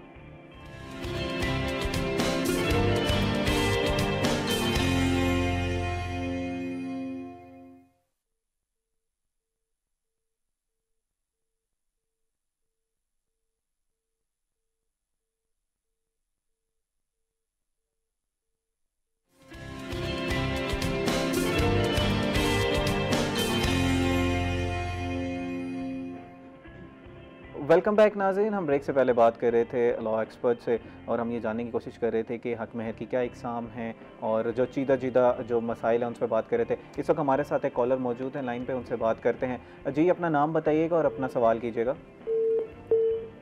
जी नाज़रीन, कॉल ड्रॉप हो गई है। अब हम चलते हैं अपने दूसरे गेस्ट की तरफ, उनसे बात करते हैं उनके पेंटिंग्स के हवाले से। सुमेरा, आप पेंटिंग्स जो हैं वो कितने अरसे से कर रही हैं, और ये जो आपने क्रिएटिव साइड अपनी बताई कि मैं बचपन से जो है वो इसको कर रही हूँ, तो पहले किसने इस चीज़ को देखा था, आपके टैलेंट को? पेरेंट्स ने देखा था? सबसे पहले मेरे बड़े भाई हैं, उन्होंने मतलब प्रोफेशनल तरीके से उनको करने के लिए ना उन्होंने मुझे कहा था, उन्होंने मुझे मोटिवेट किया था।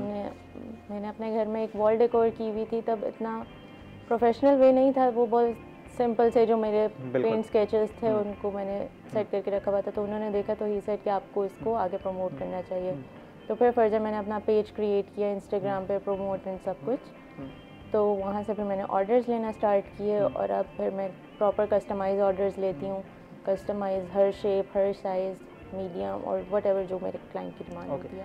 उस वक्त ये अब आपकी हमारे साथ एक पेंटिंग है जो कि अगर हम दिखा सकें नाज़रीन को, इस पेंटिंग के हमें ज़रा सिग्निफिकेंस बताएं क्या है, और इसमें आपने जो कलर्स यूज़ किए हुए हैं, किस तरह के ब्रश स्ट्रोक्स इस्तेमाल किए हैं, और कौन से कलर्स आपने इस्तेमाल किए हैं, एंड व्हाट वाज द आपके थॉट बिहाइंड क्या था इस पेंटिंग के?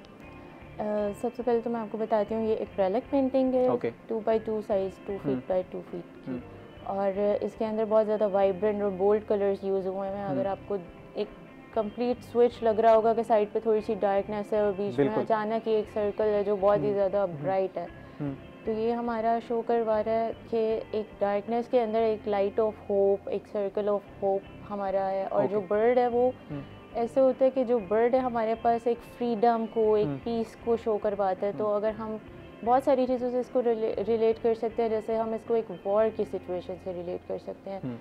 कि रेड कलर जो है वो बड़ा एक डेंजर और खून खराबा या डार्कनेस, उसके अराउंड जो डार्क स्मजेस हैं, तो एक डार्कनेस के अंदर एक लाइट ऑफ होप हमारे पास, क्योंकि होप हर जगह और हर वक्त होता ही है कि in case any bad thing happen, अल्लाह ताला हैं वो सब कुछ ठीक कर देंगे ना। इस तरह की पेंटिंग्स को किधर हम जो है वो टाइप्स ऑफ पेंटिंग्स में शुमार करेंगे? ये इस तरह की पेंटिंग्स हम क्या कहते हैं? इस तरह की पेंटिंग्स को, एक तो ये एक्रेलिक पेंटिंग्स हैं, दूसरा ये थोड़ी सी मोटिवेशनल और होप रिलेटेड पेंटिंग की तरफ आ जाती है, जो हमें एक पॉजिटिव साइड दिखाती है दुनिया की, कि जितना भी बुरा या डार्क साइड है हमारे पास ऑलवेज एक होप हो सकता है, एक पॉइंट हो सकता है जहाँ पे हम अच्छा सोच सकें, जहाँ पे हम चीज़ों को पॉजिटिव साइड ले सकें, कि आज़ादी, एक फ्रीडम ऑफ माइंड हो सकती है, freedom of anything you can say. तो ये चीज़ हमें ये पेंटिंग शो करवाती है। और फिर बाकी दूसरी साइड ये है कि जिस इंसान की जो सोच होती है, मैं इस पेंटिंग को देख के अपने तरीके से अपने आप से रिलेट करूँगी, आप या कोई दूसरा बंदा देखेगा तो वो इसको इसकी तरह से रिलेट करेगा। ठीक है मैम, हम लोग बात कर रहे थे कि हवालगी के, बच्चों के हवालगी के बारे से, और बड़ा एक्सटेंसिवली आपने हमें समझाया कि पेरेंट्स में से आइदर पेरेंट को जा सकती है। अब वो बातें नहीं रहीं कि सिर्फ माँ को ही मिलेंगे बच्चे। इसको अदालत जो है वो इन्फोर्स किस तरह कराती है? इसके ऊपर चेक एंड बैलेंस किस तरह रखा जाता है? पुलिस के ज़रिए रखा जाता है या अदालत की अपनी कोई फोर्स है, या कोई काउंसल्स हैं, लॉज जो हैं वो, लॉयर्स जो हैं वो इसको खुद मेंटेन करते हैं? क्योंकि अदालत ने तो एक हुक्म दे दिया ना, तो उसकी इन्फोर्समेंट किस तरह होती है? ये कोर्ट में ही बच्चे जो हैं वो हवाले कर दिए जाते हैं जिसके हक में दावा होता है। हाँ, हमारे पास एक वो हमारी अपनी पुलिस है, ठीक है उसकी बैल ऑफ पुलिस जैसे जिसको कहते हैं, तो उसके ज़रिए भी बाकी उनकी ज़रूरत नहीं पड़ती है। आजकल इन प्रैक्टिस में वो वहाँ पे फिर सिक्योरिटी वाले भी मौजूद होते हैं, तो अमल दरामद भी हो जाता है। मकसद ये था मैं सवाल करने का कि अगर ना करे कोई इस पे अमल दरामद, अदर पार्टी जो है वो ज़बरदस्ती बच्चे को लेके चली जाती है, ऑर्डर चाहे माँ के हक में भी हो तो फिर हाई कोर्ट में जा सकते हैं। ठीक है, हाई कोर्ट में जाके बच्चा बरामद करवा सकते हैं। तो वो दोबारा हाई से कोर्ट केस में चलेगा? या सेशन कोर्ट में वो एक छोटी सी रिट होती है, रिट करते हैं, ठीक है, हैबियस की रिट की जाती है। किसी को गैर कानूनी तौर पे अपने पास मबूस रखना, तो उसमें जो है बच्चे को वापस फिर वो जो पुलिस होती है ना इलाके की, वो खुद ही लेके आ जाती है बच्चे को कोर्ट में।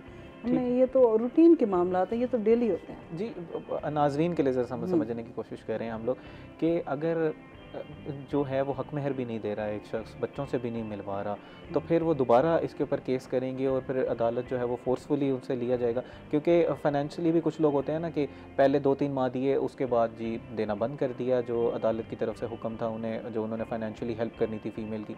तो इस हवाले से फिर क्या होता है? हाँ, अक्सर ये होता है कि जो खर्चा दे रहा होता है वो खर्चा नहीं देता, तो उसमें तो फिर अब क्या कर सकते हैं, सब्र ही करते हैं।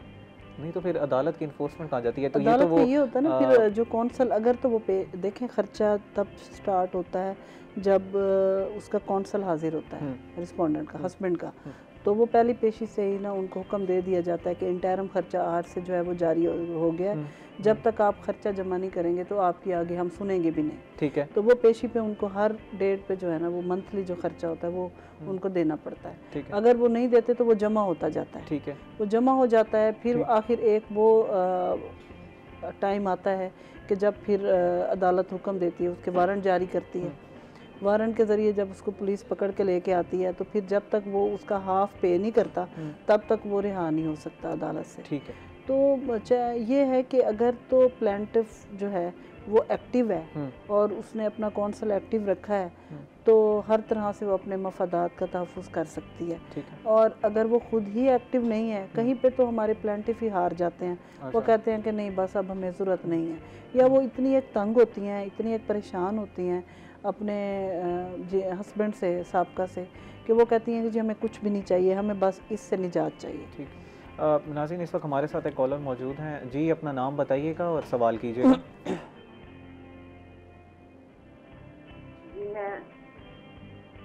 जी, सवाल कीजिए। बात कर रही हूँ जी,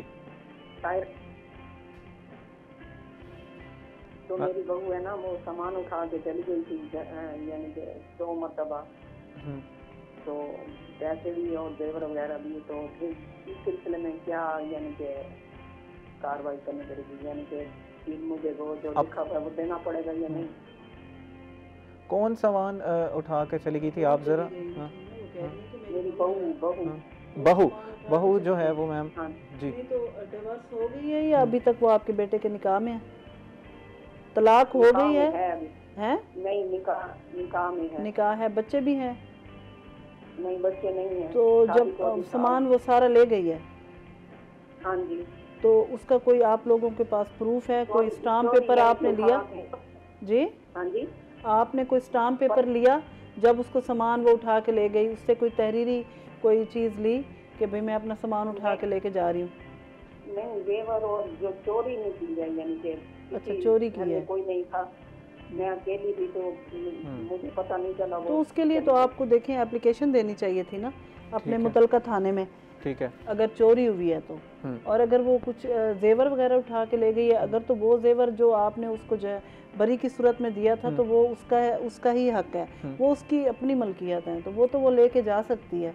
लेकिन अगर वो कोई आपके घर से आपकी ज़रूरत की चीज़ें लेके गई है तो उस पर तो आपका जो है क्रिमिनल केस बनता है। वो आप अपने मुतलका थाने में एक एप्लीकेशन दें इंदराज पर्चे की, और उसके बाद जो है वो आप 22A में जाएं। अगर पर्चा नहीं करते तो पुलिस वाले अगर वो लेके चली गई है, यानी कि अगर सामान, तो फिर हमें तो नहीं देना पड़ेगा ना। अगर कोई सामान की आप FIR नहीं करवा सकती। वो चूँकि जब माँ बाप सामान देते हैं अपनी बेटी को तो वो उसकी ज़रूरत के लिए ही देते हैं। ठीक है, तो अगर वो उठा के ले गई है तो वो बस भी तो नहीं रही ना आपके बेटे के घर, और अगर आके वो रहती भी है और वो सामान वापस भी नहीं लेके आती, तब भी आप कोई कानूनी कार्रवाई नहीं कर सकती। वो उसके वालिदैन ने दिया, उसकी मर्ज़ी है, वो उधर लेके चली जाए या इधर रखे, वो उसकी ही मलकियत समझा जाता है जो जेवर दिया जाता है और जो सामान वो लेके आती है। उसके अलावा अगर आपके घर की कोई चीज़ उठा के ले गई है तो फिर आप कानूनी कार्रवाई कर सकते हैं। जी। अगर हम उसे तलाक देना चाहें और हक महर, अगर हम उसे तलाक देना चाहें और हक महर तो फिर नहीं दे सकते ना, जो लिखा हुआ है, यानी कि वो जो लिखा हुआ है। अगर आपका बेटा तलाक देगा तो हक महर वो ले सकती है आपके बेटे से, लेकिन अगर वो खुद खुला लेती है, अदालत से लेती है, तो फिर वो हक महर नहीं ले सकती। ये आपको याद होना चाहिए। बहुत शुक्रिया सायरा। हम उम्मीद करते हैं कि आपको सवाल का जवाब अपने मिल गया होगा। नाज़रीन, इस वक्त हुआ एक ब्रेक का, हमारे साथ रहिएगा।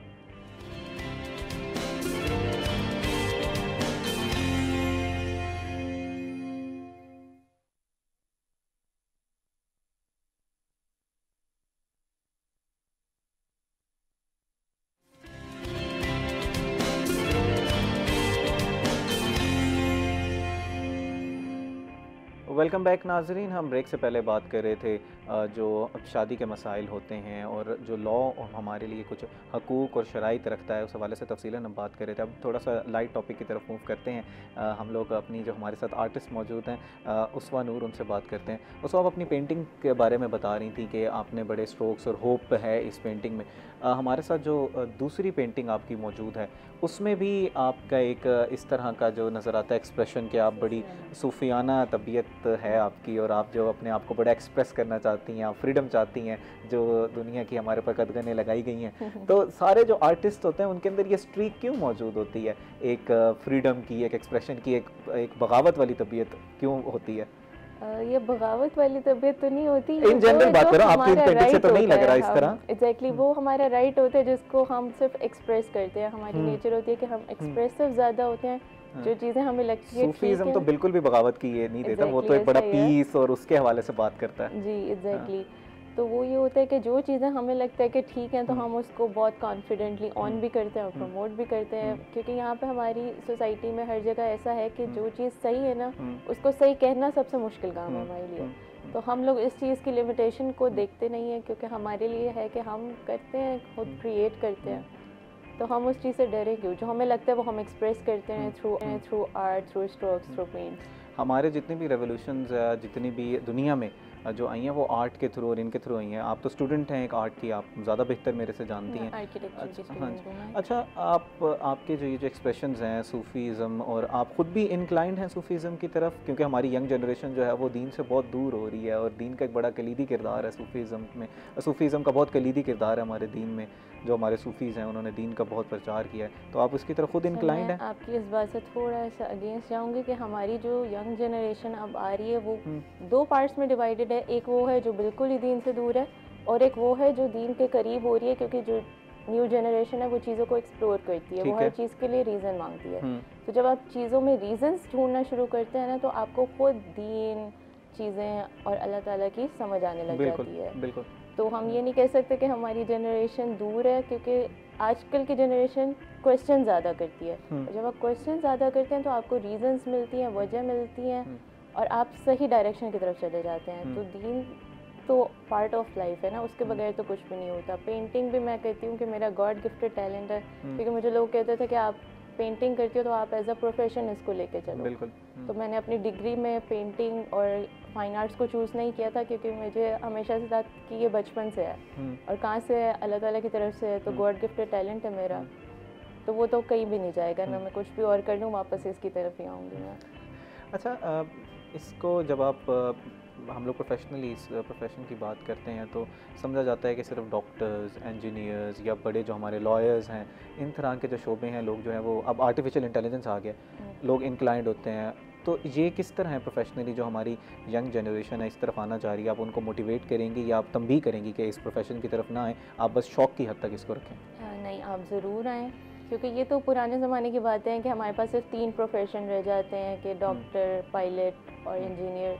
लेकिन अब जैसे जैसे टाइम आगे जा रहा है तो लोगों के अंदर नॉलेज बढ़ता जा रहा है, उनको हर चीज़ की डेप्थ का पता चलता जा रहा है। तो पहले तो डिफरेंट ही चीज़ें, लोगों में इतना अवेयरनेस नहीं थी, हर चीज़ की वैल्यू इतनी नहीं पता थी, लेकिन अब बहुत लोग प्रमोट करते हैं। और जिन लोगों को थोड़ा सा भी नॉलेज और सेंस है ना, वो इस चीज़ को बहुत अच्छा समझते हैं and they are so proud of it. तो मैं तो ज़रूर कहूँगी कि जिसके अंदर थोड़ा सा भी अगर ये वाला है तो वो ज़रूर उस चीज़ को प्रमोट करें, आगे लेके जाए। किस तरह अगर किसी के अंदर, आप कुछ लोग होते हैं वो मेहनती बहुत ज़्यादा होते हैं, कुछ में खुदादादी सलाहियतें बहुत ज़्यादा होती हैं, जो लोग मेहनत से इस प्रोफेशन की तरफ आना चाहते हैं, जिनके अंदर थोड़ा सा है एक टैलेंट है लेकिन उसको ब्रश अप करने की ज़रूरत है, तो वो इसको किस तरह सीख सकते हैं? और क्या कोई टीचिंग स्कूल्स मौजूद हैं पाकिस्तान में? जैसे हमारे मुल्तान में तो MCA है, मुल्तान कॉलेज ऑफ आर्ट्स है, नेशनल लेवल पे नेशनल कॉलेज ऑफ आर्ट्स है। इस तरह के कुछ छोटे लेवल पे, ग्राउंड लेवल पे कोई इंस्टीट्यूशंस मौजूद हैं जो सिखा रहे हैं, या लोग प्राइवेटली ही इसको सीख रहे हैं? इसी के अंदर एक और क्वेश्चन ऐड कर लीजिएगा कि जो इक्विपमेंट है वो रेडिली अवेलेबल होता है पाकिस्तान में या इंपोर्ट होता है?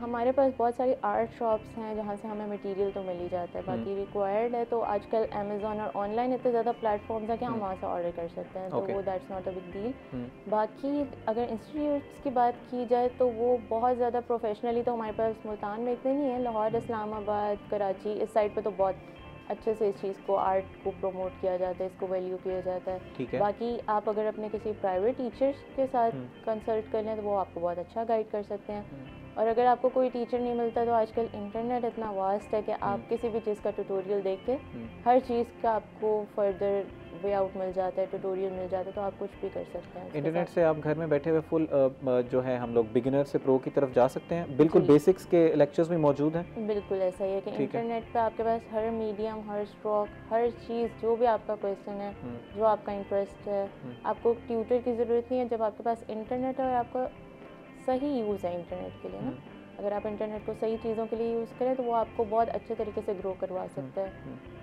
आपने अभी तक अपनी जो पेंटिंग्स हैं उसमें सबसे ज़्यादा एक्सपेंसिव पेंटिंग कौन सी जो है वो आपने सेल की, और जो which you are very proud of कि यार ये जो मेरा एक्सप्रेशन था ना ये बहुत अच्छा था और इसका मुआवजा भी मुझे उतना ही अच्छा मिला? किसी एक पेंटिंग के लिए तो मैं कभी भी नहीं जाऊंगी क्योंकि हर पेंटिंग में मेरी इक्वल मेहनत और इक्वल वो कहते हैं ना कि एक पेंटिंग के साथ एक आर्टिस्ट का अलग ही रिलेशन होता है, तो मेरा हर पेंटिंग के साथ बहुत इक्वल रिलेशन होता है, क्योंकि आर्टिस्ट का एक ताल्लुक आता है कि तख्लीक से आता है ना, तो अल्लाह ताला इंसान को तख्लीक करते हैं, अल्लाह ताला ने किसी इंसान को बुरा नहीं बनाया। तो हम एक चीज़ बनाते हैं तो कैसे कोई भी इंसान कुछ बनाता है वो बुरा नहीं बना सकता ना उस चीज़ को, तो अपनी तरफ से पूरी कोशिश होती है कि वो बेस्ट ऑफ बेस्ट हो, पहले से अच्छी, और बुरी तो कोई भी नहीं होती। नहीं, एक वो पीस ऑफ आर्ट होता है ना, हर किसी के एक दिल के करीब होता है कि यार ये वाला जो मेरा है, जैसे मैम जो है वो शायरी भी करती हैं तो मैम कहेंगे कि मेरा एक फ़लाँ शेर जो है वो बहुत मेरे दिल के करीब है, या जिस पे मुझे दाद बहुत ज़्यादा मिलती है। तो एक पेंटिंग आपकी कोई इस तरह की है जिस पे? जी है, मेरी एक ब्लू शिप वाली पेंटिंग है, वो मेरी अम्मी को बहुत ज़्यादा पसंद है, इसलिए वो मुझे भी बहुत ज़्यादा पसंद है, क्योंकि उसके अंदर थोड़े से ब्लू कलर्स हैं, थोड़े से एक डार्कनेस भी है, और मुझे क्योंकि बहुत ज़्यादा ऐसे ब्राइट चीज़ें नहीं पसंद, मुझे आपकी तबीयत बात करके ये महसूस हो रहा है कि आप बड़ी एक इंट्रोवर्ट और अपने में रहने वाली आपकी एक तबीयत है, आप खुदा सलाहियत आपको बिल्कुल अपने आप गलत में ही नहीं रहते हैं, ये तो बिल्कुल हकीकत है। अच्छा, मेरे साथ इससे थोड़ा सा डिफरेंट सिचुएशन है क्योंकि मैं थोड़ी ट्राई एक्सट्रोवर्ट हूँ, क्योंकि मैं सोशल एक्टिविटीज़ में भी बहुत ज़्यादा रहती हूँ और बात भी हर किसी से ही कर लेती हूँ, तो मेरा इंट्रोवर्ट होने से तो कोई ताल्लुक नहीं है।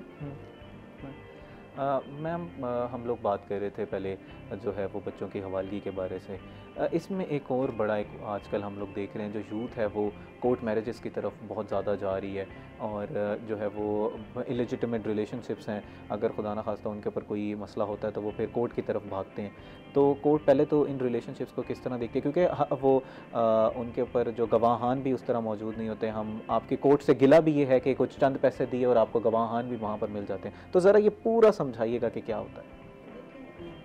कोर्ट में तो आपको सब कुछ मिल जाता है और बाकी अब आपको पता होगा कि ये भी कानून आ गया कि 18 साल से कम उम्र के जो है लड़की लड़का निकाह नहीं कर सकते। फीमेल तो पहले 16 एज थी मैम, नहीं अब 18 साल हो गई है, अब 18 कर दी गई है, 18 कर दी गई है, तो लेकिन फिर भी निकाह हो रहे हैं। ठीक है, 18 से कम, क्योंकि हमारे इस्लाम में तो है कि बालिग हो जाएं तो आप उनको जो है रिश्ता इज़्दिवाज में तो नहीं मिलता होगा, मतलब ओके ठीक है। तो हमारे इस्लाम में तो कोई कतगन नहीं है ना, उसमें तो यही है कि जैसे ही बेटी जो है वो बालिग हो तो आप उसका निकाह कर सकते हैं। लेकिन हमारे अगर पाकिस्तान के कानून को देखा जाए तो उसके मुताबिक 18 साल से कम उम्र की शादी जो है वो नहीं हो सकती। लेकिन चूँकि हम मुसलमान भी हैं और ये इस्लामी मुल्क है तो हम लोग भी निकाह करवा रहे हैं।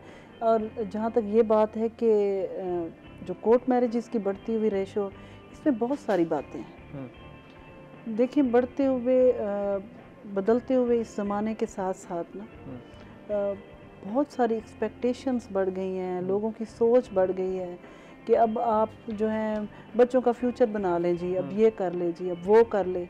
एज गुजरी जा रही है। पहले होता था कि 18 साल 16 साल की उम्र में ही बच्चों की शादी कर दी जाती थी। अब 20 साल के हो गए हैं, 25 साल के हो गए हैं, 30 साल के हो गए हैं, अच्छा रिश्ता नहीं मिल रहा जी, जोड़ का रिश्ता नहीं मिल रहा जी, बच्चा बहुत पढ़ गया है जी, बच्ची पढ़ी लिखी नहीं मिल रही, हमें डॉक्टर बहू चाहिए, हमें जी CSS ऑफिसर चाहिए, बच्ची पढ़ गई है तो जी हमें बच्चा नहीं मिल रहा, लड़का हमें ऑफिसर चाहिए। हमें इस तरह के ना आजकल के दौर में सोशल मीडिया ने ये सारी चीज़ें जो है वो की हैं। अब ये नहीं देखा जाता, अब वो अपने काबिल के रिश्ते ढूंढते ढूंढते उम्रें गुजर जाती हैं। मैम बिल्कुल हम प्रोग्राम के आखिरी हिस्से में हैं, अपना कोई शेर अगर आपका हो तो वो हमें सुना दीजिएगा। उसके बाद मैं अपने गेस्ट से भी कहूँगा कि वो अपने आखिरी कलमात कहें और उसके बाद फिर हम नाजरीन से जो है इजाज़त लेंगे। जी, इस वक्त जो भी जहन में आ रहा है, वैसे तो जैसे ये उस वक्त कह रही थी कि जी अपनी तख्लीक सारी प्यारी लगती है, तो मुझे भी अपनी सारी तख्लीक प्यारी लगती है। लेकिन अब एक गज़ल के 2 अशार हैं वो मैं नज़र करती हूँ कि आपके कुर्ब में रहने से निखर जाएंगे, अच्छा, आपके कुर्ब में रहने से निखर जाएंगे, गो निकम्मे हैं तवज्जो से संवर जाएंगे। और दीजिए सिर्फ मोहब्बत ही गुनहगारों को, दीजिए सिर्फ मोहब्बत ही गुनहगारों को, देखते देखते ही आप सुधर जाएंगे। वाह वाह जी। उसवा हमें ज़रा अपने लास्ट में कुछ नाज़रीन के लिए कुछ अपना कोई मैसेज आप देना चाहें पेंटिंग्स के हवाले से, और हमें बताना चाहें कि कुछ जो है वो यूथ जो है वो इस तरफ किस तरह आ सकती है और किस तरह का प्रोफेशन है जल्दी।